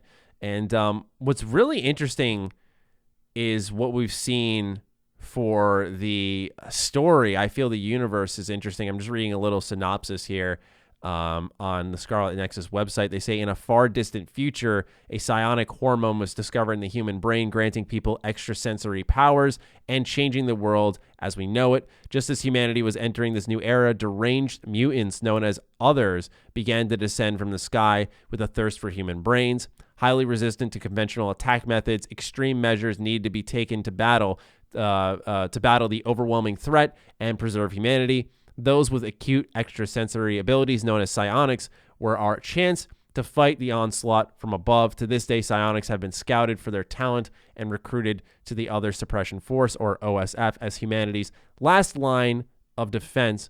And so, obviously, for those who could tell by psionics, there's like a psychokinesis-like talent that your character has.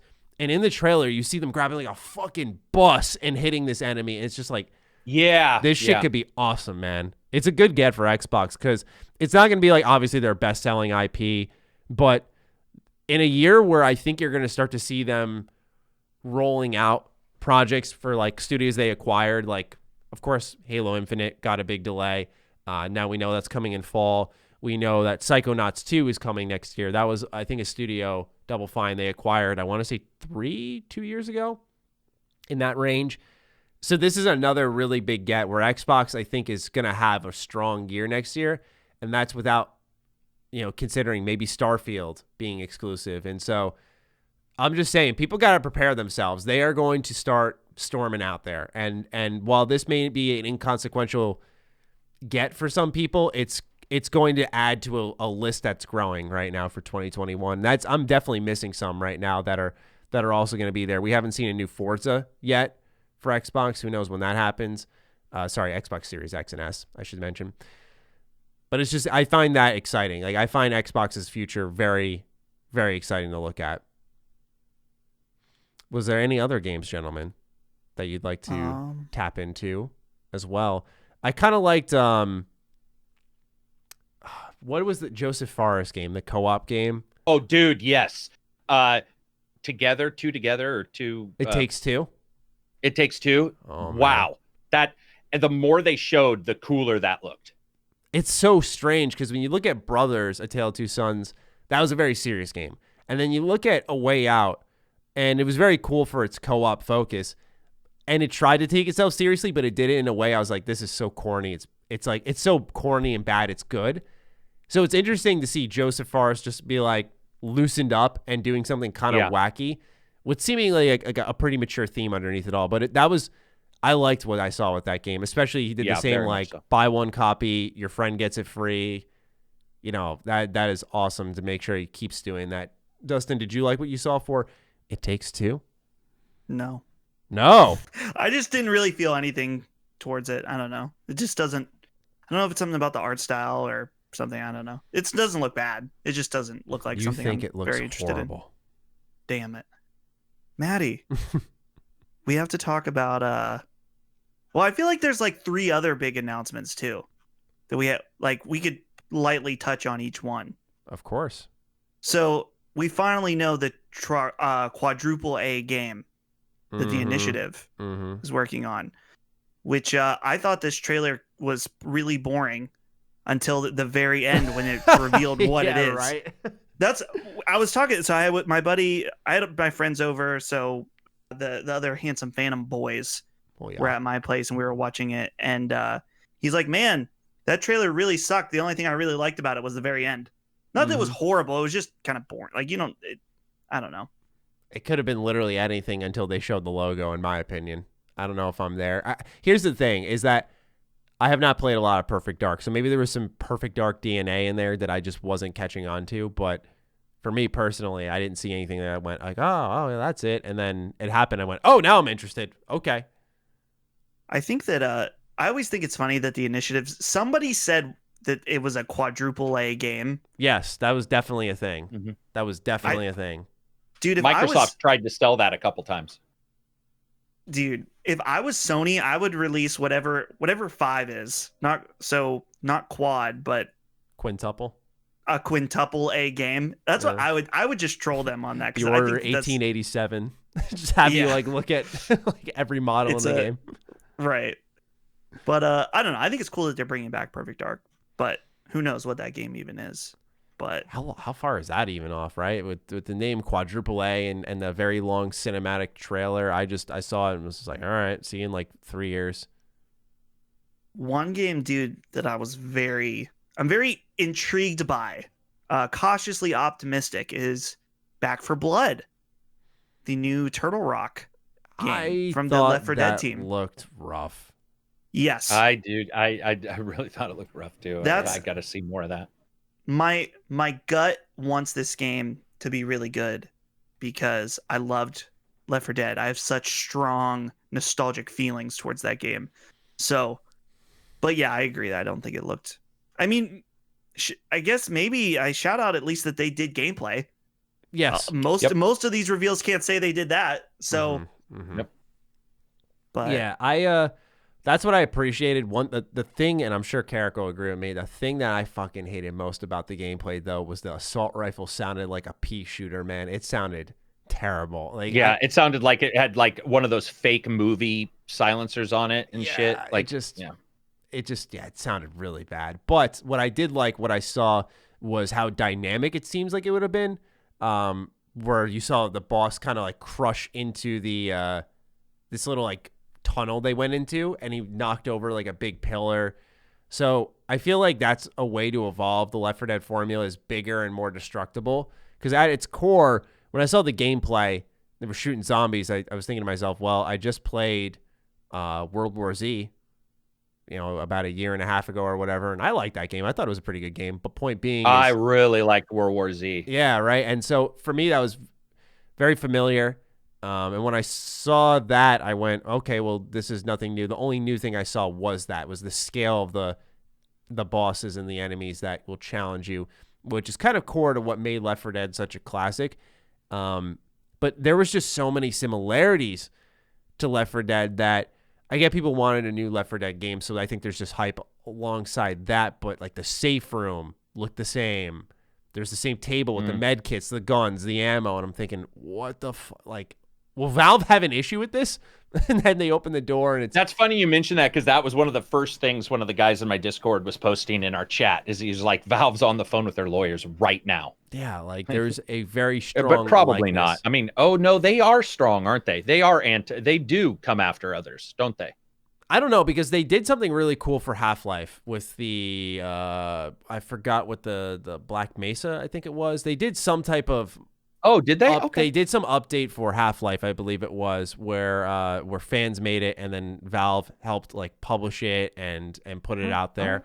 So I know they're cool with that stuff, but we're talking like a full-on developer, right? Like we're not talking fans for their own product. We're talking millions of dollars. Yeah. At play. Yeah. So it'll be interesting to see their response, if at all. Maybe they don't even care, right? Like, I mean, no, it wasn't. I'm sorry. Did I say it was Left 4 Dead or Half-Life? Because Left 4 Dead 2. You said Half-Life. Left 4 Dead 2 was what got the update, and it got new achievements, and I think it got a new level that fans made, and Valve helped push that. So that was pretty cool of them. That's their response, maybe. They're like, yeah, take that, Back for Blood. I'm trying to think of what else was there. That would you guys want to talk about Mass Effect? I mean, Mass Effect. Here's the biggest thing for Mass Effect, right? You know that they're going back to the Milky Way because you saw Liara, and it ends there, right? Like everyone, I saw so many people freaking out, and like I'm a huge BioWare fan, and I'm sitting there like, we're not gonna see this game for years. It's gonna be 5 years. I will put money on it. It'll be 5 years before we actually see this game, because they got to get fucking Dragon Age out first. And Dragon Age, if they showed gameplay for that, I'd be like, all right, that's farther along, maybe next year. That's probably a 2022 game, though. So it's just like, why would they reveal fucking Mass Effect? And so many people are surprised, but one thing I do want to tack on, and I'm not trying to sound like a know-it-all, but BioWare just confirmed this with the Legendary Edition. They said, we're doing a new chapter of Mass Effect, and they showed the picture that was at the end of the trailer. So I sat there and went, oh, okay, so what's the surprise here? It's, I don't know, man. All I'll say is I noted, let me know if my observation and my speculation is correct. I noted Jeff Keighley looked considerably more upset after that trailer had rolled. He had like less energy and like a different, I'm telling you, for those who are listening, go back and look at Jeff Keighley once the Mass Effect trailer finishes rolling. He looks fucking deflated. Like there was something else.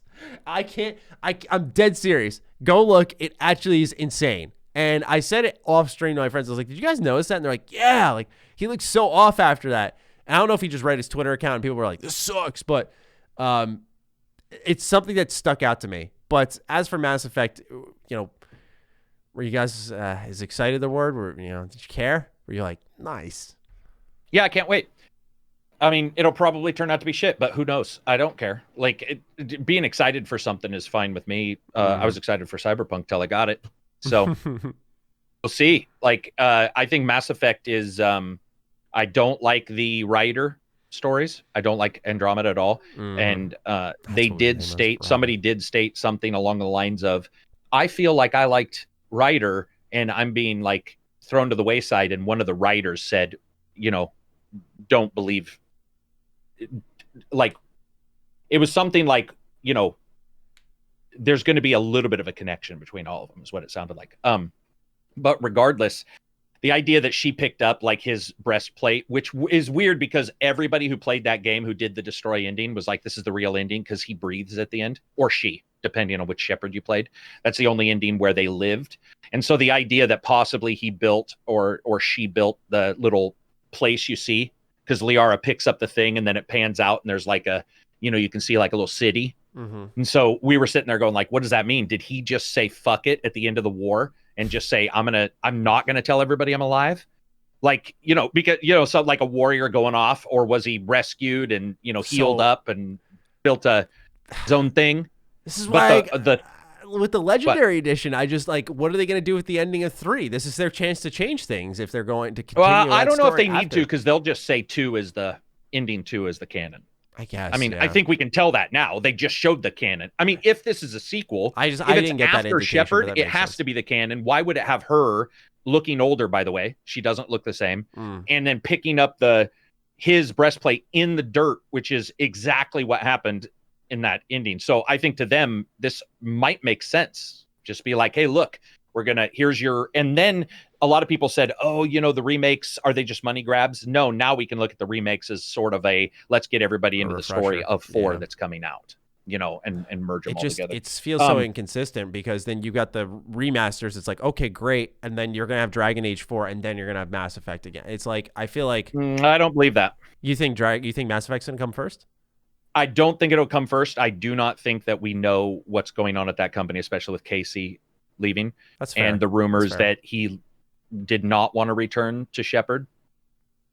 Believe it or don't. There's been some rumors that the reason why both of them said we have no clue what we're doing, but we've just, we're no longer working there, which usually is what happens when you're let go. And then I know he has stated Shepard is done.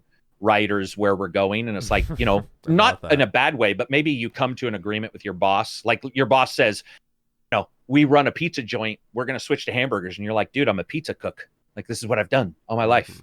And it's like you just come to an agreement. You don't hate each other, but you're like, this is not us moving forward, this doesn't work. I don't know, it just seems like it doesn't surprise me with all the weird goings on around BioWare. That's fair. I wanted to be so excited for it. And it's not that I'm not. I know despite all my criticism of BioWare. You're trepidatious, man. It happens. But it's more so that if I saw it, I wanted the first time I saw it to be believable that it was coming somewhat soon, right? If it was like within a year window, I'd be really excited. But like I saw that and went, it was more like, okay, that's Liara, so it's definitely back to Shepard's story. Cool. But where do they take that? Who's the antagonist? Your guess, dude. I think you're burned out on Cyberpunk. Cyberpunk. Yeah, these games have been the excitement wait for years, and you finally have now. Cyberpunk is out. Like there's and I think a lot of us were like, thank God, because you get a little bit like you're. It's the same fucking well you're returning to get water from, right? Yeah. And so I think that you see another one that's a long ways out, and your brain is like, oh my God, another trudge. another. And That's a fair, I think, yeah. In a small amount of time, because I know you're far more optimistic than I am. You at some point will be like, dude, they dropped some new Mass Effect news, and I'll be the one being like, what are you fucking excited for? It will switch, by the way. It absolutely will. I know we will switch places. So to me, I need to recharge my excitement batteries. Yeah, it happens though. When you're just that one game and you've been waiting, and after a while you get it, and then you almost don't want to wait anymore. You know what I mean? You don't want to wait again. So, this is so funny. I understand the burnout. I feel waiting. Almost vulnerable right now on how well you fucking know me. Do you think, dude?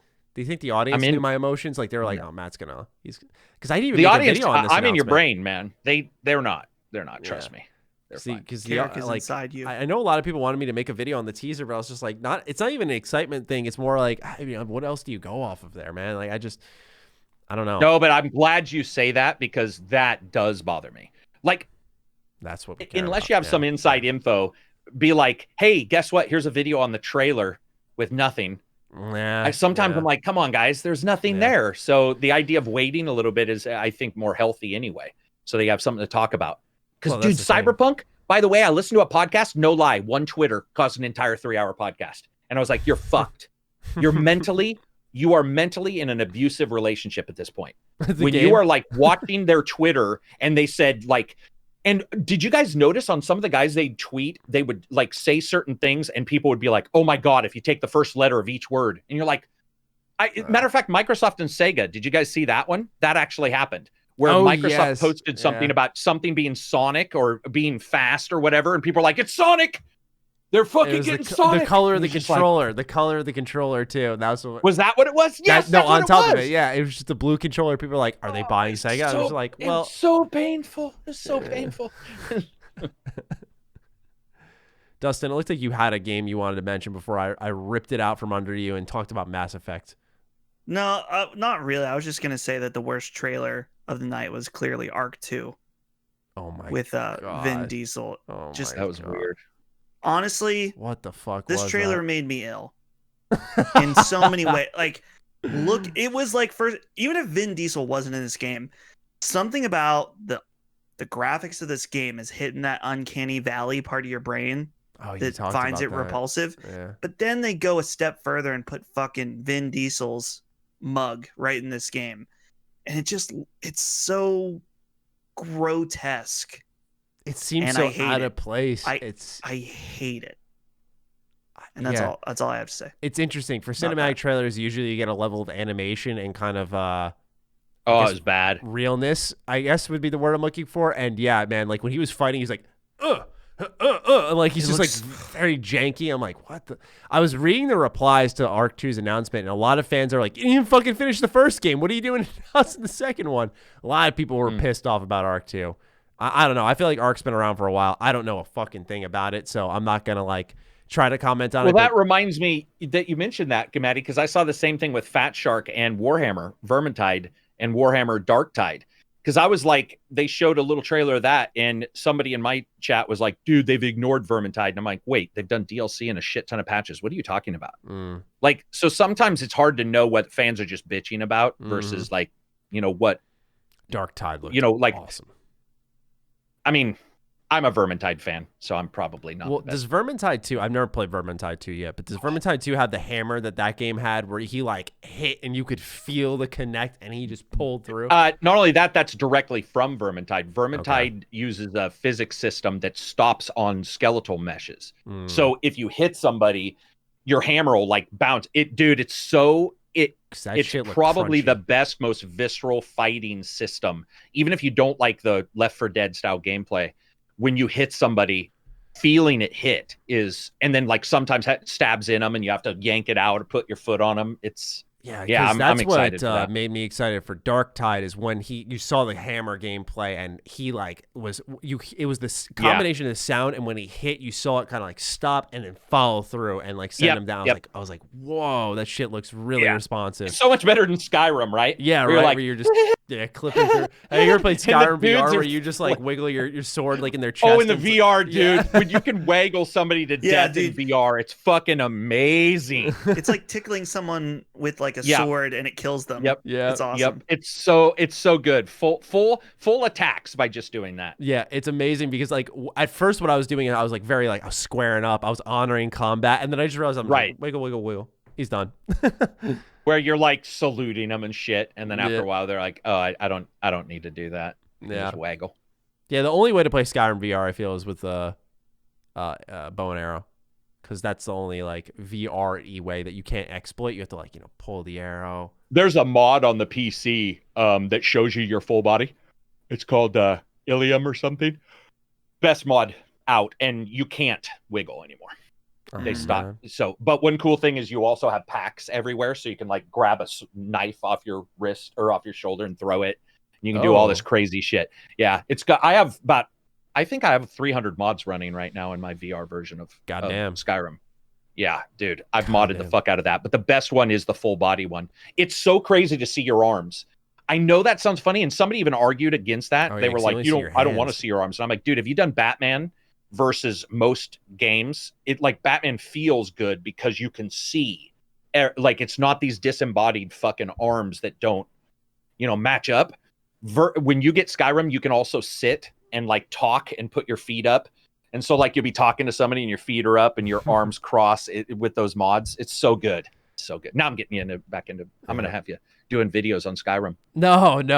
Speaking of VR, Medal of Honor, that game has looked good for a while, but I saw the install size. I was like, Jesus Christ, man. Like that is a big ask for a video creator who needs a lot of file space for recordings. Right. I think it was like 300 something I saw that they were asking of you. Insane. And it looks like such a good VR game. I can't do the download, man. Is that a full, not obviously indicative of quality, but is that a full price release? I would imagine. Yeah, because they have full multiplayer and stories. Yeah. Because it's also the single player and the full single player huge story as well as the multiplayer. It's a full game, game price as well. Yeah, it'll be. I thought it looked. I'm going to be games. honest. After Half-Life, I felt that it looked really, really rough really like old. But that's just because Half-Life puts the bar up pretty high, and so I'm gonna return to it at some point. I just don't feel like I would be exactly fair right now if I saw it. Let's see. Yeah, $59.99.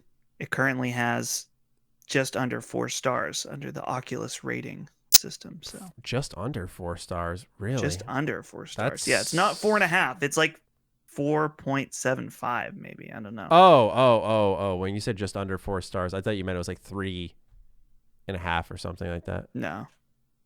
I mean just under 5. Sorry, I can't count. Okay. That's okay. You're learning. Maddie, there was one other thing from the Game Awards that stuck out to me. I wanted to ask you about.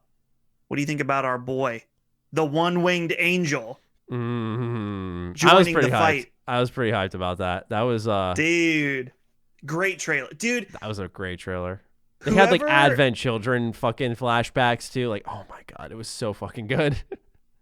I don't know if it's Nintendo or someone at Sora, right? That's the team that does Smash, yeah. Smash. Whoever is doing the marketing and like writing these trailers for these character reveals, fucking on point. Because first of all, not only do they know the art of the reveal to a T, but all of them have like the memeable moment that is just pure marketing for Nintendo. Like this one was obviously the shot of the sword with it looks like he's like stabbing Mario. Totally stabbing Mario. Yeah. That was They've great. got it down to a science, and it's very, very good. Like and that's the thing. It just does. It's good marketing because it feels fun. It doesn't feel like you're being sold something. That makes sense. I sound like an idiot, but I genuinely thought when the trailer was going on, I was like, what the fuck? Because there are times like when they revealed, oh my god, he's from Metroid. Ridley. Yeah. When Ridley was revealed, he like pretty sure he kills Luigi or something like that. Like it's heavily hinted at. And we've seen that a lot in these trailers where it's like, yo, this person's dead though. And in this case, I was like thinking to myself, oh my God, Mario's dead. He actually stabbed him. And then you see it like cut to him just hanging from his shirt. Mm-hmm. That's going to be a meme for years to come, man. They know what they were doing. Like, just the aggressor, the receiver, fill in the text. I can't believe Nintendo let them do that, honestly. Yeah, I was a little surprised. Like, yeah, right. Violence with Mario is actually pretty rare. Yeah. But I'm excited. I was worried. There was like some weird part of me that was like, do not put Jonesy from Fortnite in this game. I will end it. It would have been. I will end it all if that happens. It would have been way too much to do fucking Minecraft then Fortnite. It just would have been. I don't know how else to put it. It just would have been like the straw that broke the camel's back. Like, I know Steve from Minecraft is actually a pretty fun character apparently to play in Smash. I have no interest in playing him. I've never felt like that with the Smash DLC, but with him I do. Sephiroth though, I don't care if it's another sword character. That's fucking awesome. Another Final Fantasy rep in that game is great. I'm waiting for Sora, man. Ooh. Before they drop support of this game, they got to put Sora in. I don't care, man. They got to. You have to. There has to be complications with Disney though. 100%. You have to imagine. But they got to figure it out because that would either that or they're just waiting for the next Smash Bros game they do, which won't be Ultimate, where they're like their idea was like the whole roster. I think they're just gonna wait for the next Smash game to do Sora if they know they can do it. Because for DLC, they're like, oh, this would be cool, but to like get Sora in a full game, that would be like marketing on its own. It would just no one would shut up about it. It's got Sora. Who cares? Honestly, I'm kind of surprised they didn't. If they were going to do another sword character, I would have expected it to be Dante. A lot of people were thinking that. Yeah. I don't know. I don't know. I'm okay with it not being Dante because I like Final Fantasy VII. So, hell yeah. Imagine they revealed Dante, but it is the DMC Devil May Cry Dante from like 2013. Yeah. I love that game. I thought that shit was so fucking fun. A lot of people hate it, but I thought that was a great game. And I would get a kick out of them finally adding Dante, and it's that version instead. Obviously, they wouldn't because it's Devil May Cry 5. But you know, it's interesting. Okay, to my understanding, Minecraft Steve is the. Oh no, there is not an American-made character in Smash. To my understanding, I'm trying to think because Banjo is Rare, which is from the UK. There could be an argument for the other version of Samus, the corrupt version. What is it called? Oh, Dark Samus. Because isn't that's retro, which I believe is a I don't know. I have US, no but idea about. It doesn't really get. But yeah, it's weird that they've never done. Is there someone I'm forgetting? Japanese. I mean, the roster is so big. It's so big, but I'm pretty sure. Yeah, it's all there Fire is not Emblem. a single American-made character in that entire game. That's why I think it would be like Master Chief or something like that. Right. Yeah. And I know a lot of people call me crazy because the rumor was Doom guy for a while. Yeah. I don't think they'll do that. He's too M-rated apparently, but I feel like, dude, that trailer just says fuck it all, man. Like Sephiroth stabbing. Sephiroth's like a proven villain through and through. Put Doom guy in. Just get it over with. He's a video game mascot from the beginning of it all. And then Bethesda could get a couple more like me costumes in there, like, BJ Blazkowicz and all that shit. So the character is Dark Samus. That's the Retro Studios, which I don't even know if I really count that. But dude, I'm holding out my dream. I don't know about my dream character, but I would love for them to put a Dark Souls character of some kind. I don't know whether it's Solaire or like I guess it would maybe be too bland since it's a created character situation. It would be tough because outside of him doing Praise the Sun, I don't know what else he does that would be, oh, I remember that in the game, or I remember this in the game. Like, that's kind of the flavor of all the movesets. Yeah. So it's a good idea, and I think a lot of people want that. Like, I think if you did like the Bloodborne, like an old hunter kind of thing, there's enough of a moveset there, like weapon switches, dashing, items, that type of stuff. I think that would work a lot. But Okay, one other question about Smash, and then I get, I don't want to kill this, beat it to death, but will there be, and I think Colin may have said this on Sacred Symbols, but I wanted to ask you guys, will there be a Sony character in Smash in one of the final characters? Is this their last volume, or are they doing another volume of characters? I think they announced. They said this was it. I think this is the first one of their new set, right? I think that's like they're doing a. This is the third one of their new set. Because Oh. Min, Steve, now this, and I believe there are 3 more. Let's see. Fighter Pass 2. Yeah, I'm trying to remember because I just want to make sure I answer it accurately because there are 3 more characters. Yeah. That's it. Yep. Okay, so the thing is they want to. You would imagine they want to end this on a strong note. So you would think it would have to be some highly anticipated mascot from one of the platforms. But the way I look at it is if they did a PlayStation representative, it would have to be one of the next 2. Because if you ended on PlayStation, there's no Xbox. I guess there kind of is with Banjo. But if there's PlayStation with no Xbox, then you've got to wonder about the complaints that you get about the other side of the fence. So I think it's possible. Just I feel like if you got to do one, you have to do the other. So if you're going to do Aloy, you got to do Master Chief, something like that. I feel like that's how it's going to have to be balanced out. It'll be very interesting to see who they pick because they're whittling down that list quite a bit. Yeah, I think that, I think Master Chief would be fucking awesome. I would love to see him in the game. And you got to think of other Nintendo games that have come out recently. Like I think they'll do at least for one of these next 3. I feel like they'll take the I forgot the name of the character from Astral Chain, the main character. I'd be very surprised if they didn't put him or her in. Akira. See, I feel like that's really unlikely. I thought, oh god, I just want. I think people didn't really. People who played that game love it, but I think it kind of came and went. They definitely did. Yeah, I'm the only one who still talks about it. It sold 1 million copies, and it literally came and went, and that was it. It did well. Platinum is fine, but like. Sure. Yeah, it sucks, man. It sucks. No one's really talking about it. Yeah, I'm looking at the roster now. Holy crap. That's terrifying. Imagine balancing all of that. Oh my gosh. Man. Well, shall we move on to Patron questions now? We didn't. Yeah. I was going to say, when we started this, we were like, let's talk about the awards too. And as we were talking about the announcements, I'm like, do we really want to talk about I kind of, yeah. I mentally was like not there with it once we started talking. Yeah. We've beaten enough. And we started late too. It's already 4:30. Yeah, true. Yeah. All right, let's move on into the Patron questions then. Let's do it. All right. If people have a question, they can always post it and we can answer it later. Yeah. If they have a burning question, yeah, that they want to. That doesn't involve The Last of Us 2 winning. Yes. Oh, I'm sure we'll have that in our Patron questions. Well, then don't answer that, fucker. Just joking. All right. Dow writes in with our first question for the show.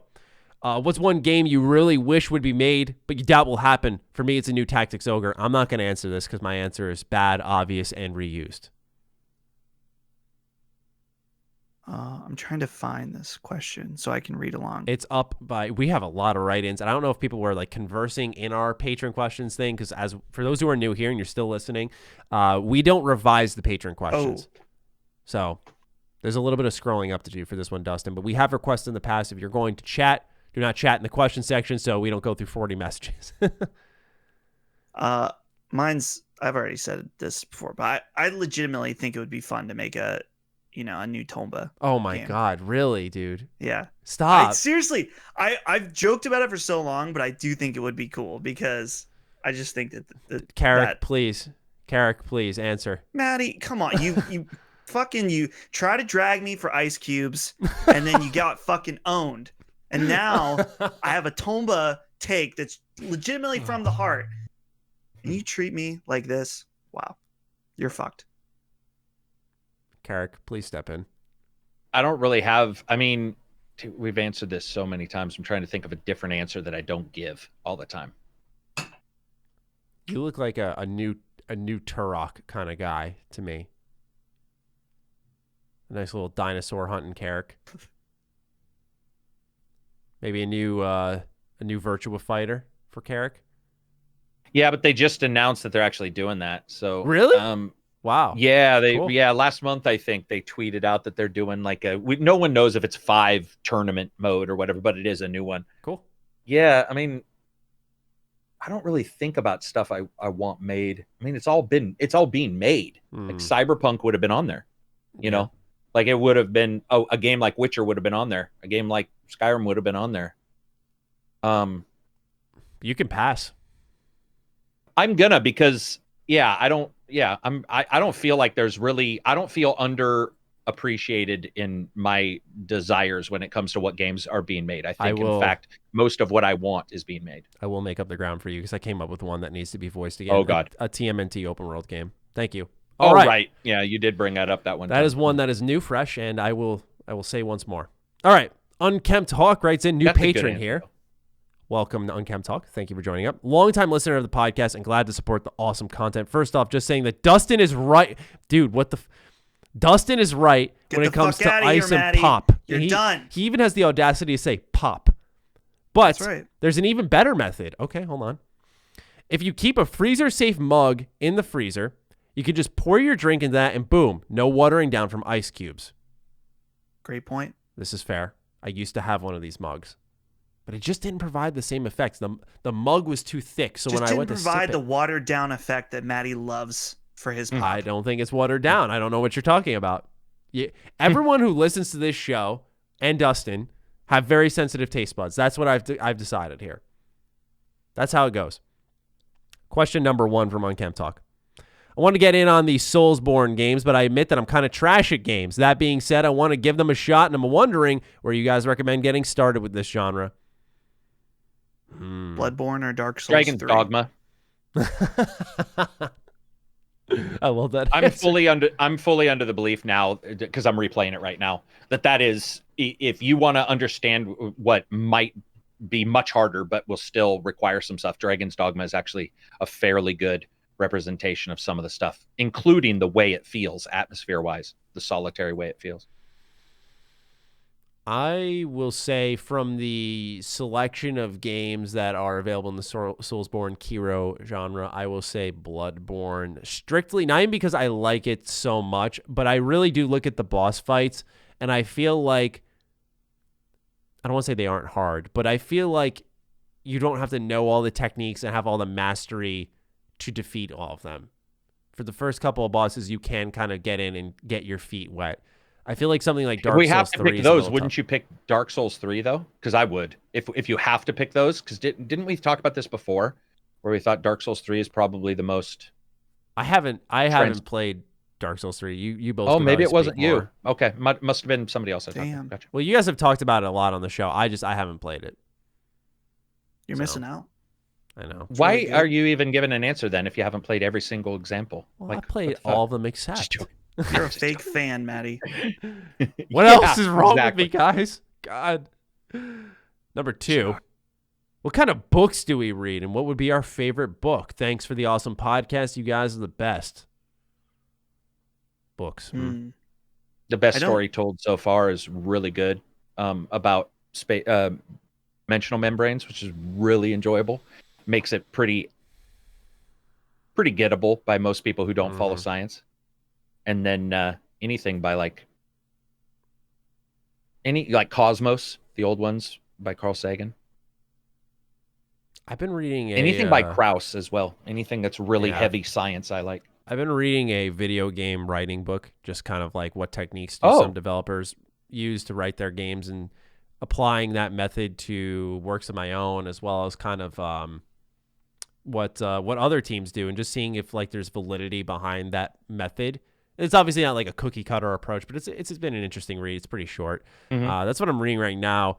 As for my favorite book, it's Flow. I forgot the name of the author because their name is very long, but Flow was genuinely a book that kind of helped me out in life, and I feel like I just value that above anything. That's why I don't read much, because when I do read, if anything, it's to better myself. Like if I want to experience a story or have some type of thing delivered to me, I'll either watch a show or play a game. Sorry, it's easier for me. But for books, I like to read for information and kind of build knowledge and not kind of dive into like fantasy books or detective novels, that type of stuff. It's just not for me. I always like to learn something through my reading. It's just how I'm wired.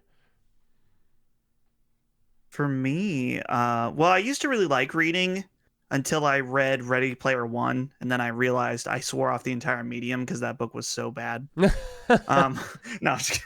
But okay, what books do I read lately? The books I've read, which is not very much, is that they're more like video game type books, like more like industry type books, like Console Wars from Blake J. Harris, and he has a book about the founding of Oculus called The History of the Future, which both of them are really, really good. I recommend those. Favorite book? I don't know. I really like Kurt Vonnegut as an author. So like Slaughterhouse-Five, Cat's Cradle, really, really good books. I love Lord of the Rings. Oh yeah, of course. Really fantastic. The Lord of the Rings, I feel like I like the story and the world more than I like actually the book. That makes sense. Yeah. But as far as like really good writing, Slaughterhouse-Five is fantastic. All right. Brody wrote in, I'm with Dustin when it comes to ice. Whenever I get soda at a restaurant, it's always no ice. I'm trying to be fair here. Like I'm just telling Maddie, you. are you embarrassed yet? No, I'm not, because these people understand, Dustin, you're our latest addition to the show. They want you to feel warm and welcome. So thank you to the audience for supporting Dustin. He's whatever you need to tell yourself. That's fine. Ron Swanson writes in, Dustin is indeed correct with his ice habits for two reasons. Not only does it water down your fizzy drink, it's not pop or soda, fizzy drink, but also when ordering out, you get more of your chosen beverage by opting for no ice. Now, I will add this in, an addendum to my argument. I understand the no ice decision at a restaurant because they will put in like 18 cubes and give you, I'd say like about 6 inches of soda, if you're looking at a cup, and then the rest is ice. So you're really losing out on your drink there.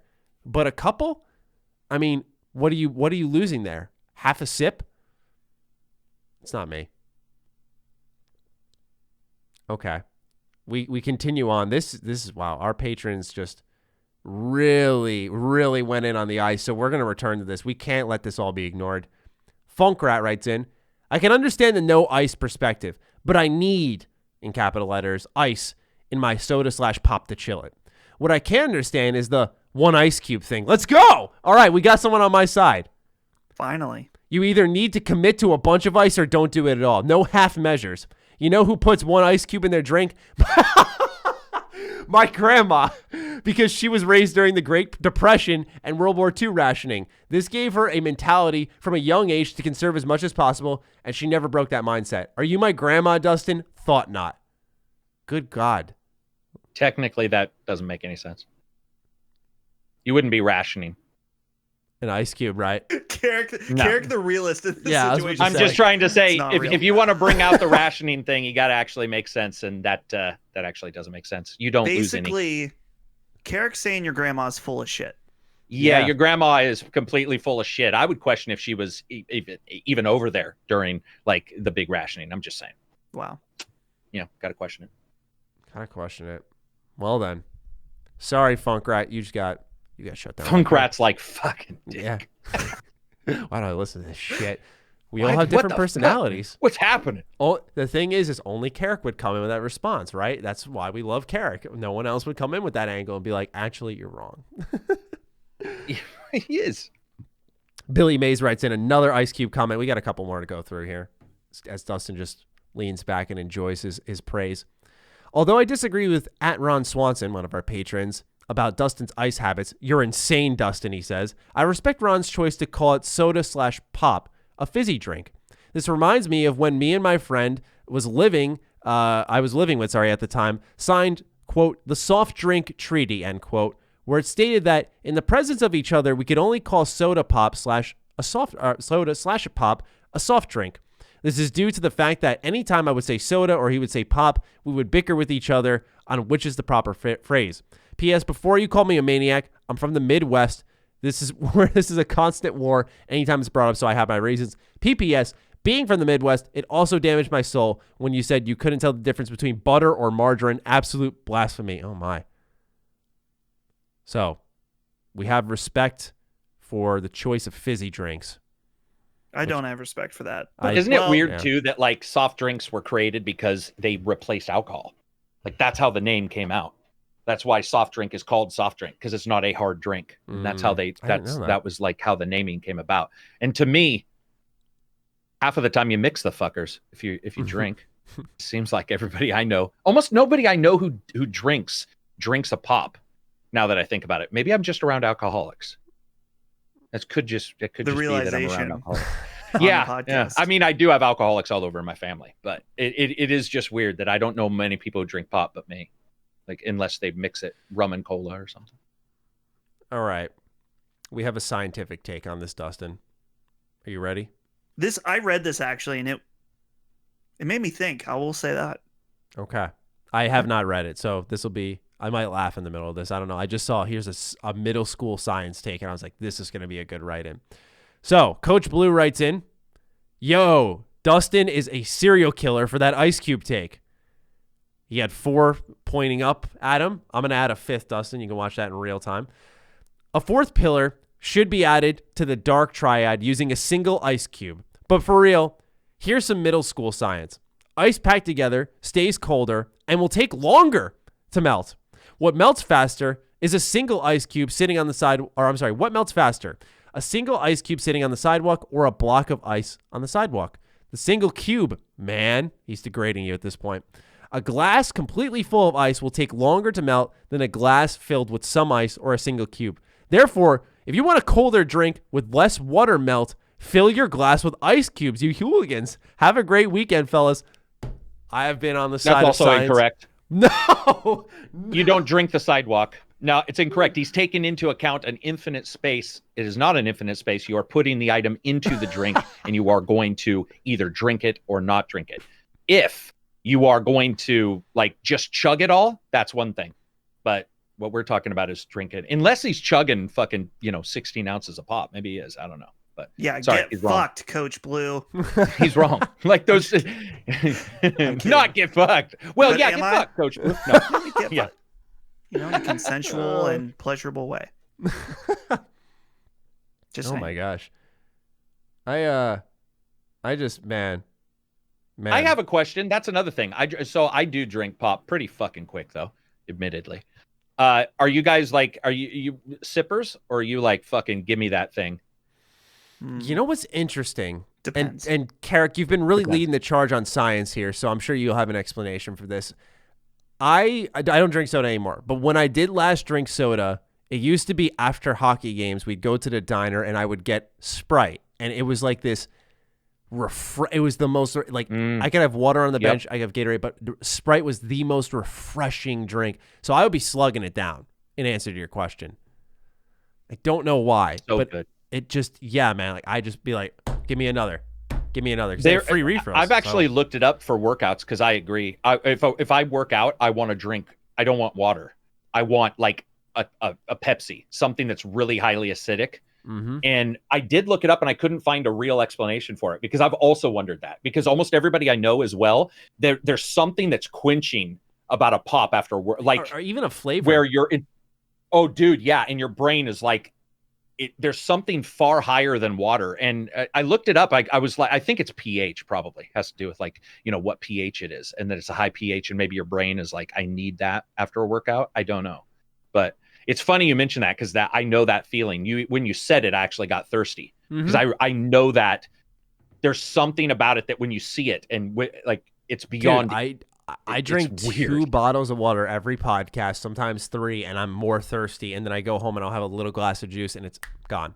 It's really fucking weird. I might have to do with like your satiety, like your like if you're satiated and your brain is saying I have whatever I need, that's where possible, water doesn't have any taste. That's possible.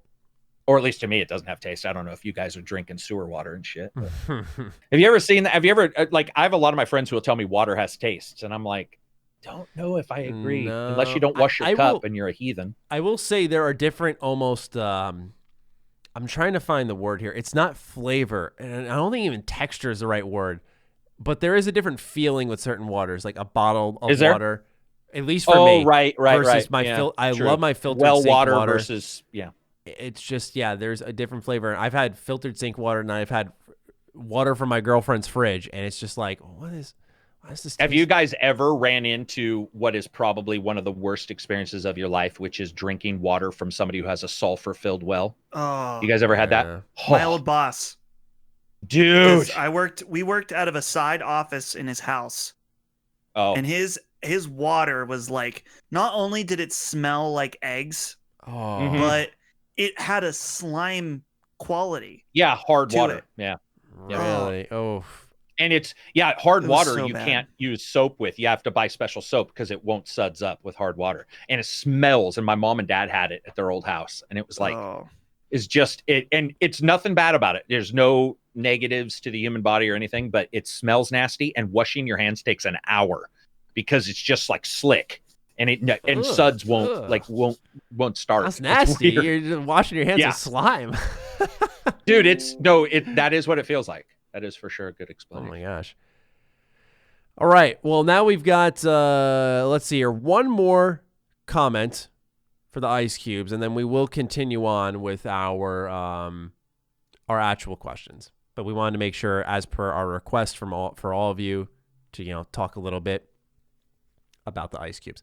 Vault 101 guy writes in, I just got to say, Dustin, the last podcast with your ice cubes, the way I see it is the more ice you put in, the colder the drink gets, which will deter the ice from melting as fast as to put one ice cube in. Just my thoughts, without any science this time.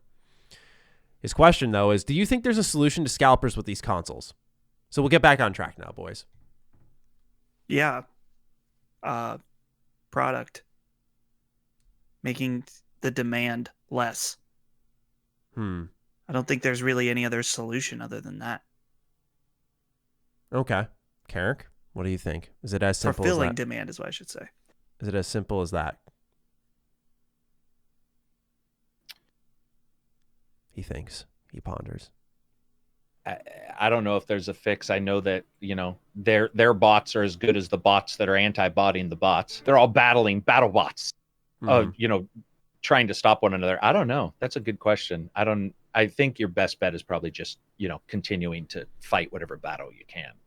I don't know if there's a big fix. I mean, other than what Dustin said, but I don't know if that's sort of assuming like the ability to create all the stuff that you need, if that makes sense. So I don't know.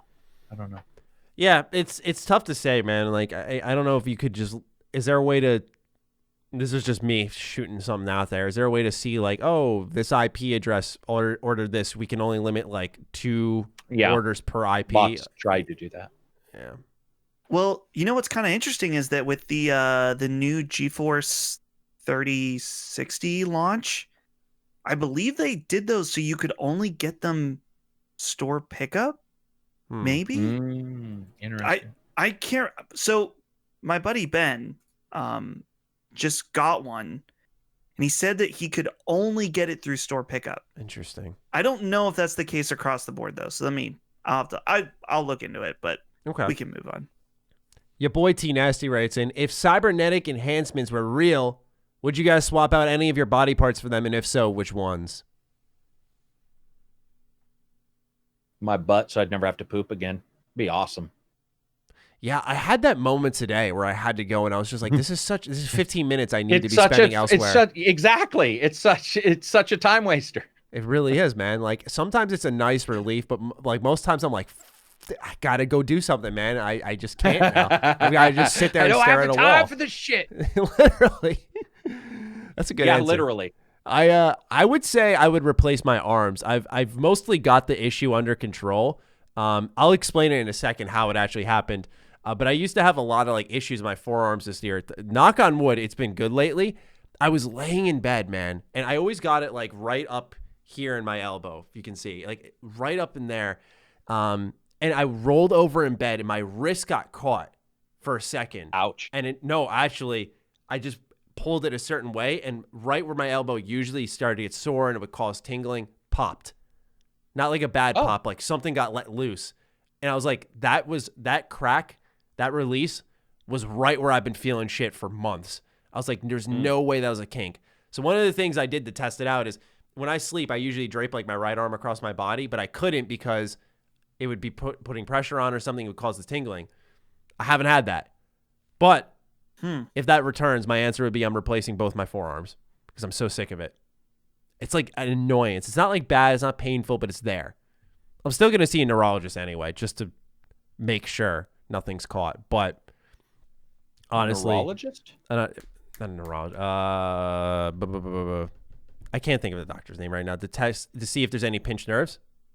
Oh, okay. Because a neurologist, if they're checking if you have issues in your arms, that's a whole other ballgame. To see if there's anything pinched in my back, my neck, anything like that. Yeah. Sure. But yeah, at first when you said that, I'm like, am I thinking of the wrong doctor? Because I always think of, I always say, when I go to say orthopedist, I always say optometrist or something like that, and I always mix them eyes up. versus eyes versus like. Because I said that to my mom. I was like, yeah, I went to the optometrist. She's like, the what? I'm like, orthopedist. Sorry. He does both. Yeah, right. Imagine that'd be nice. Dustin, what would you replace? I'm kind of hung up on this whole like no pooping comment. Oh, but I just don't know if I want to start a long poop conversation in this show. Well, dude, if you replaced it, it'd be a short poop conversation. Oh. You'd just be like, dude, it's gone. It's replaced. Yeah. No pooping. Dude, long trips. Oh, peeing is another one, though. Now that I think about it, pissing. Jesus. The amount of pop I drink. Maybe I'll change my answer. No man. peeing. Dang. Yeah. Dude, that'd be pretty nice. Because have you guys ever had to go so bad that when you go, it hurts really bad? Yes. Like, where you're like, I don't know if something's collapsing inside of my body or what. But yes. No, for me, it's more like I get really into what I'm doing. And then I stand up and I'm like, oh, I was like, I gotta go. I was like, I gotta really go. And I run and it's like a mad dash to the bathroom and I'm just making it a really inconvenient, unnecessarily uncomfortable experience for me. Yeah, I've been there, but I don't know if I would replace it. I feel like my bathroom breaks are what get me up out of my chair a lot of the times, moving around before I get too into a game. Like that motion's good every hour or so. I feel like without urination or taking a dump, you don't have that. Even if you're taking a dump to walk a dump. You walk across. Do you not use that term? I do. It's just we're so highfalutin here and so classy. Yeah, that's right. Love it. This is true. I can't wait to see the closed captions. Taking a dump. YouTube's just smashed. They could not hit the demonetization button quicker. They're like, get these fuckers out of here. Matty, you made me think of something. I don't know if I've had this thought, but I've never said it out loud, and it's going to just sound so ridiculous. Because you were saying how sometimes you stand up and you realize, like, oh, shit, I really got to pee. Mm-hmm. I'll do this thing where I'm working and I'm getting close to being finished with, or getting close to being done with, like, a podcast or something, like editing a podcast. I'll be like, okay, well, I'm not allowing myself to get up and go pee until I finish my work. And I use it as a reward system. Yeah, I definitely do that. I do too. I did that today. It's so bad for you. Like, why do I do this to myself? Yeah, I do that too. It makes no sense. For me, it's more so like, okay, let's say we're going to go back to pooping. Okay. I'm like in the middle of an edit and I'm on like a bit of a time crunch, but nothing too sensitive. I'm just like, okay, I was like, no, you can't go now, because if you go now, you're going to go on your phone. It's going to be another 10 minutes that you've just added on, just without even unintentionally. Even if you're like conscious of it, you take your phone, you're like, only 5 minutes. It's 10 every time. It doubles its time. So, it's one of those things, man, where it's, that'd be very nice to remove from my life for sure. Nothing about the pooping or anything, but I thought he was going to say that when doing a project, I have I don't know what you would call it, but like a freakish anxiety that builds up in the last 5% of any job. And it's really rough. And so lately I've purposely been sitting in that 5% to like get myself accustomed to it. But so like if I have papers in front of me and I had to grade them or something, if I had 5, if I get to the 4th one, when I get to the 5th one and I know there's a certain allotted amount of time, I get a horrendous, like, really? It's not even anxiety. It's the most, it's like, I know I'm close to being done and I just want to be done. and it's really rough. And so lately on purpose, I've just been waiting in that period and sitting there as uncomfortable as possible to be like, I need to get through this. Like when you edit, when I get to the last 2 minutes of a 20-minute edit, I can feel it just go whoa, whoa, and it just it like shoots up to where I'm just throwing my title in and I'm just going to be done because I just want to hit that, render button. I don't even know what you would call that. I don't know but it gets rough for me. I sometimes get that, not like an anxiety, but I get that with a game where I feel like I'm on the edge and I just want it done. You just want it done. That's same thing. Anything where I'm like right there at the 90% to 95%. I feel like it might be a almost finishing what you started mentality in a way. Yeah. I feel like it might carry from that because for me, I don't like to like for me, if I was like healthier with editing, I would split it up. I would do it every now and then for a couple. Same. But I'm like, I started, I'm like, I got to finish this. Like when I did my Cyberpunk review, it's a half hour long. And I spent from 11 at night till 6 in the morning editing that. And I'm like, most normal people would say, I'm going to go to bed at like 2. I'll finish this tomorrow. But I don't know. I'm like, I'm already. Have you guys ever had an edit that went bad though? Because that has where the upload went bad or whatever, and I've been late on a review because I did my horrible timing, and so from that point on, I'm like, I need to knock this shit off. I've for my Cyberpunk review, I know that embargo lifted at 6 a.m., but I was like, no, none of my audience is going to be outside of like the UK. I don't think anyone's going to be fucking awake, and so I was just I actually for once with a very big release waited out the embargo and released like 6 hours later, which never works for me because I know people look to me for reviews to a decent extent, but I know I'm not like honestly you or Skill Up. I know I'm not on that level of like the review guy. So I have to try to be in line with the embargoes. But this is the first time I tried to take a chance with it, just for the sake of making it a little bit better. And I uploaded it about 6 hours later, and it panned out pretty well. Okay. Very cool. Lord Slade writes in, yo, Greedful on Game Pass, even Game Pass PC, Game Pass value is crazy. What's your favorite game that you've seen on Game Pass? There has been a revolving door of those games.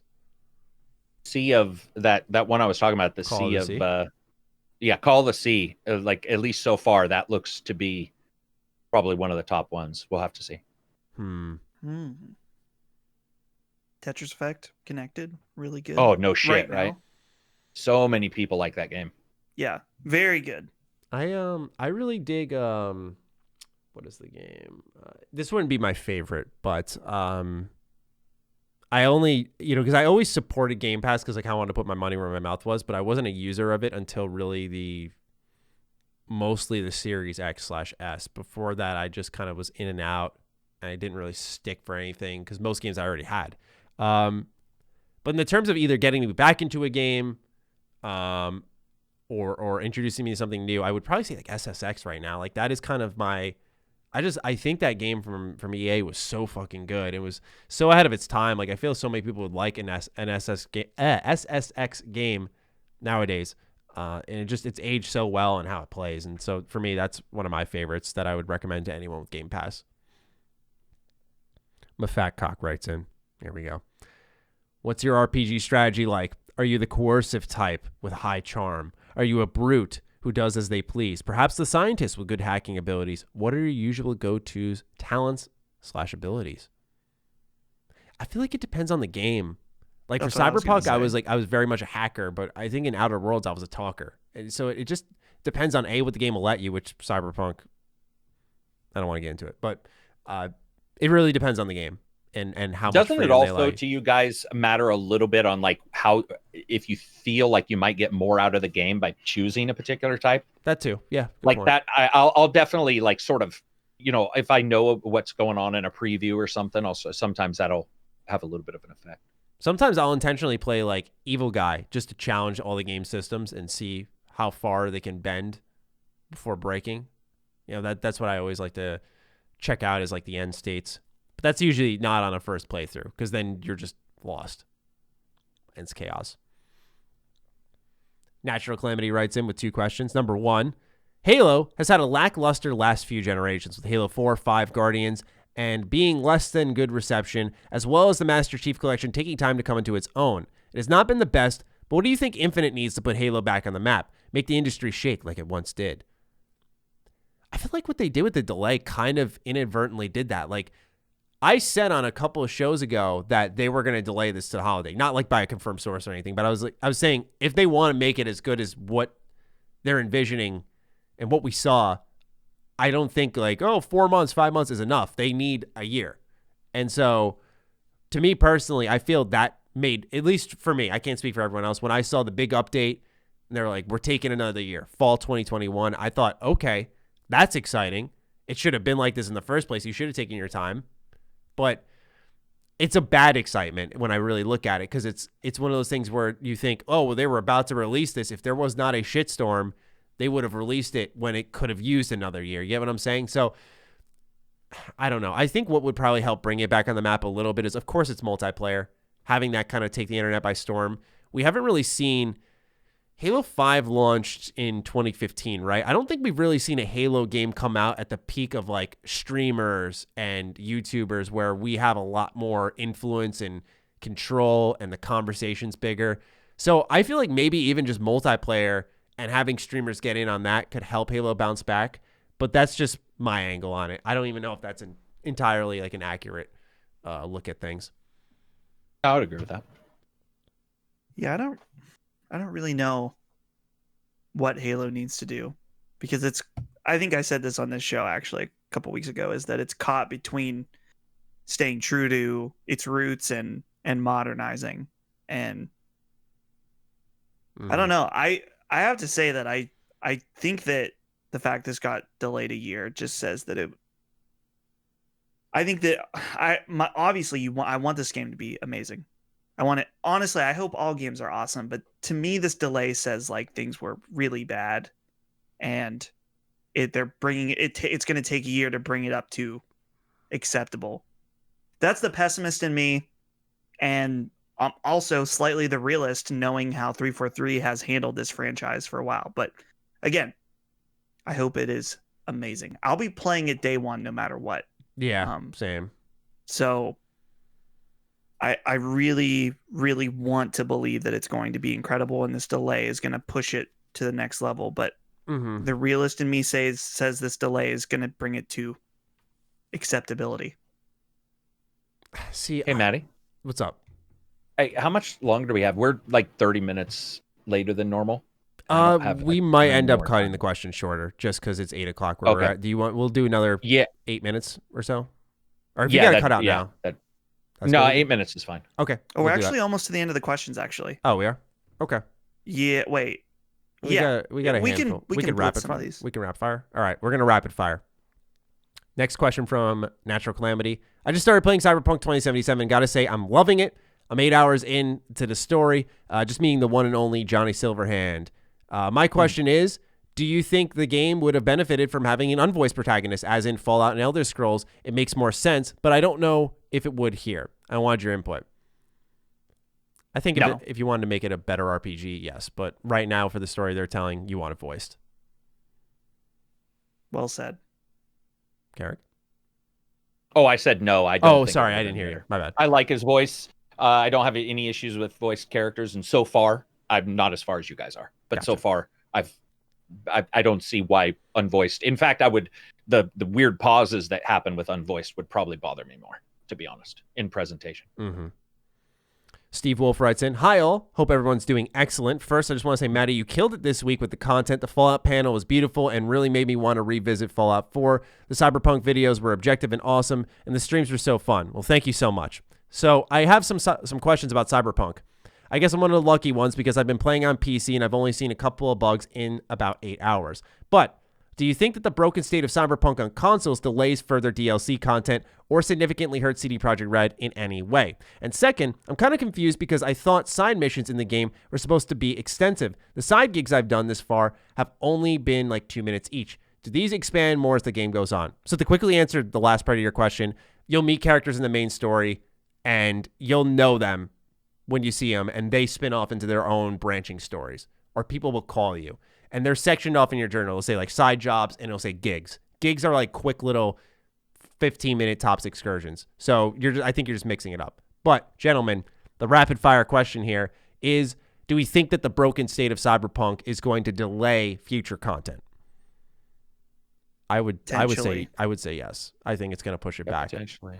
Because I mean, we don't know the date anyway, so they can push it back without us knowing too, right? they just said Isn't that early correct? 2021. At the end of a launch trailer, they had like a little message there, and so it's it could definitely be pushed. I think it's going to get pushed, not extensively because they're going to probably do what they did with The Witcher with short little quests, but I think they're gonna bump it back to make sure the game, because it's going to look weird if they release new content right away with the game itself on its own not really working as well. Yeah. The other thing, just to add in real quick, because he mentioned, will it significantly hurt CD Projekt Red in any way? Check their stock price right now. That answers that question. 23.8% lower or some crazy amount. Yeah. Imagine getting 29%, the reviews you have, having over 90 on Metacritic, in addition to 8 million pre-orders, and at launch day your stock price goes down or around launch. That's all you need to know. Yeah, and part of it is due to inflation, but it's obviously partly due to the bugs and all of that shit too. It's ridiculous. So, yeah, that definitely answers that part as well. Know It All writes in, "Hey everyone, I just started my Patreon membership this week and I've been loving the extra benefits, so thank you. My pleasure. I'm glad to hear that. I have to get your tier because you have a white name. For some reason, Patreon doesn't like bring people in sometimes and properly organize them. It's really weird. It definitely doesn't all the time. Also, Dustin was talking about Karak's multiple tab joke on last week's episode. I wanted to point out the joke was at 1:09:30 on episode 275. Wow. We got to clip that. Yeah. My question for you guys today is, if Bethesda were to choose between a first-person or a third-person perspective and stick to just one of those for Fallout and Elder Scrolls, which one would you guys want for each IP? Hypothetically, let's say that whichever you choose is going to be a very refined and polished experience when it comes to animations and combat. It's just about which perspective you think they would benefit from with which game if they had to stick to it. So, like, Fallout only first person would be mine, for sure. I think that's, like, the most obvious one. Elder Scrolls, I would rather be in third person because of the weapons, the armor, for sure. I'd rather be first. I didn't know anybody played these games in third person. I do. I have a very particular method, and probably because I played them so much. When I walk around, I go in third person because I like to see my character. When combat starts, or I'm in a building, especially because the camera looks horrible in there, I will go in first person to interact with items and people. I have a very weird method of playing these games, I think. Interesting. But I would I'm say, with Karak. Sorry, I didn't mean to cut you off. Oh no, I'm with Karak. First person for both. Yeah, I would switch. I would go first for Fallout, third person for Elder Scrolls. All right. Grade Ape 51. Oh, no, I see ice in this comment, so here we go. First to comment on last week's pop and ice discussion, I drink pop at room temperature. I store my pop in my garage, so cool to cold fall through spring, and a bit warmer in the summertime. A warm, example, been sitting in the car in the summer, isn't my first choice of drink, but I'll still drink it. Dustin's minimal ice cube strategy is acceptable. Matty is just a monster ruining perfectly good drinks with excessive ice. How long does it take Matty to finish a drink? Does he live in a furnace diluting the flavor of the drink? Just no. Now to his question. 1, have any of you played or checked out Twin Mirror by Don't Nod? Came out on December 1st. I like their previous games, but I've heard absolutely nothing about this one. I didn't even know Don't Nod released something else, man. Holy crap. Yeah, I haven't played it. Me neither. Okay, moving on then. Cameron Hill writes in, Sci-Fi Man, sorry. I'm used to just calling him by his real name. But he writes in, I read his message at the beginning because he sent it to me as a personal message on Patreon. It was about how dare I should be canceled, all that stuff. His question, though, is, it's been a while, guys, since I've interacted. As for my question, what was each of your I actually work in this industry moment? Like, was it a video, a sub count, or maybe it was meeting someone? Just curious. Also, happy holidays. Don't be too squirrely. What was your big industry moment, if at all? Because sometimes it's hard to like actualize it because we do all of this digitally when you really think about it. I got to meet Total Biscuit, I would say. That was probably. Whoa. But I didn't follow him as heavily. But I would, it doesn't matter. I would say that would be my answer. Or work with Total Biscuit, I guess. I've had a few over the years. I mean, like, and it's like layers, like being press at PAX the first time, going to E3. Honestly, probably the biggest one was my first E3 as press, just because it was, I've known about E3 since I was a kid and always wanted to go. And so being at E3 as a member of the industry was probably the biggest one. Yeah, I would say E3. I mean, yeah, for me, it's layers as well. E3, I think meeting Todd Howard for sure, just getting to talk to him was really cool as a fan of his games. The Fallout 4 panel recently was really validating because it felt like I kind of was doing a thing. And like I said, it's not that my videos aren't validating. It's just that a lot of the times you're like screaming into a camera or a microphone and putting it out there. And it's a rhythm in a way, but it's not like I'm unaware of how lucky I am to have an audience. It's just one of those things where doing bigger things like that is very validating. Yeah, PAX. I think what's also validating is, and not, I don't say this in like an ego way, but like talking to someone from a company at like PAX or something and them kind of referencing something you said in a video or them knowing something about you, because it shows that they genuinely either liked your stuff or looked into you at the very minimum. So it's a couple of things, but for me, the root of it all is validation, because sometimes it's hard to self-validate, I think. Maddie, do you ever get recognized when you're, I guess you're not going out and about very much no, I'm not this now. year, but it depends where I am. Like if I'm at PAX, I do get stopped an okay amount, like more than I really a good test would have been this past year where my channel did really well and I had my face in most of my videos. I didn't have my face in most of my videos before. So, people who were big fans would know me, and I did get stopped a decent amount, but like, yeah, I've gone to restaurants, or I remember one time at Walmart, I was buying Fortnite physically. And a guy knew who I was. GameStop knows me. Yeah, I don't know. I don't know how it happens, but like word spread somehow in my area. I don't know what happens. Like people just end, like I'll go to a card store, and I remember just sitting down to play DBS for like the first time. And I do it like every week for weeks and weeks and weeks. And I sit down one time and a guy just sits down in front of me and goes, "So how much do you make?" And I'm like, okay. So I guess that's rude. Yeah, I didn't answer him, but I was just like, I should say I curved the question, but it was one of those moments where I went, I guess he found out. I don't know how, but word spreads, I guess. Damn. Yeah.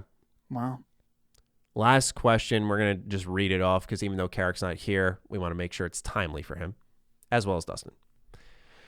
Justin Levano13 writes in, "What's up, dudes? Been a long-time listener and one of those weirdos that tweets at you three often with random crap." Sorry. There's nothing to apologize. We appreciate random crap, it seems.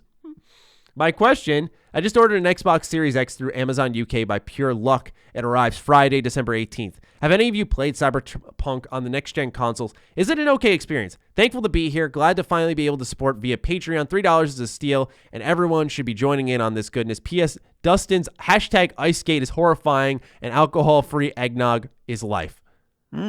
He's in on the eggnog discussion. Yeah. So we'll have a holiday discussion. That has to be next week. We have to just almost plan our banter. We have to banter about holiday drinks and whatnot at the beginning of next week's episode. All right. So I have not tested on Series X, and I'm pretty sure you haven't either, right? So we're going to go off what we've seen online, which is always just the smart thing to do.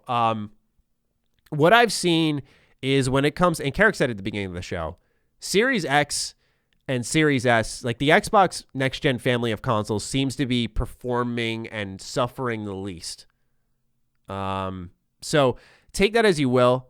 I don't know if it's a safe purchase now for any platform, because even on PC where it's best, it's still buggy. We have not tried out the new patch, which came out today as we record this, so maybe some of that is pushed back a little bit. But as it stands right now, I would say, yeah, Xbox is probably the safest console to be playing it on. Whether or not it's horrendous, I know it's got like 60 FPS and all that stuff. I know PlayStation 5 has that. Karak, you've played. The question was about Series X Cyberpunk. This person Justin got Series X in the mail December 18th, and he wants to know, is Cyberpunk all right enough on that console? What console? Series X. Yeah, I was going to say, on that family of systems. One of the better. Yeah. One of the better representations if you're not PC. So Justin, thank you so much for joining up.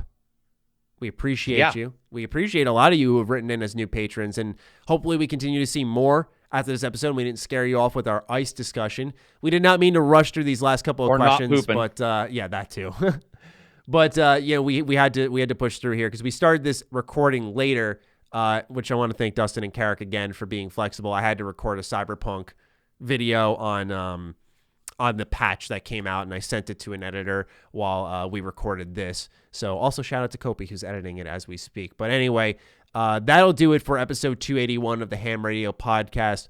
We do hope all of you enjoyed this episode. Once again, there's everyone's links down below, from their Patreon to social media. Give us follows if you want to support the content. Like I said, Patreons are down below for early access and bonus videos, all that stuff. So give some love, give some support. We appreciate you all. And with that, we will catch you guys next week with episode 282 of the H.A.M Radio Podcast. Peace out. See ya. Peace out.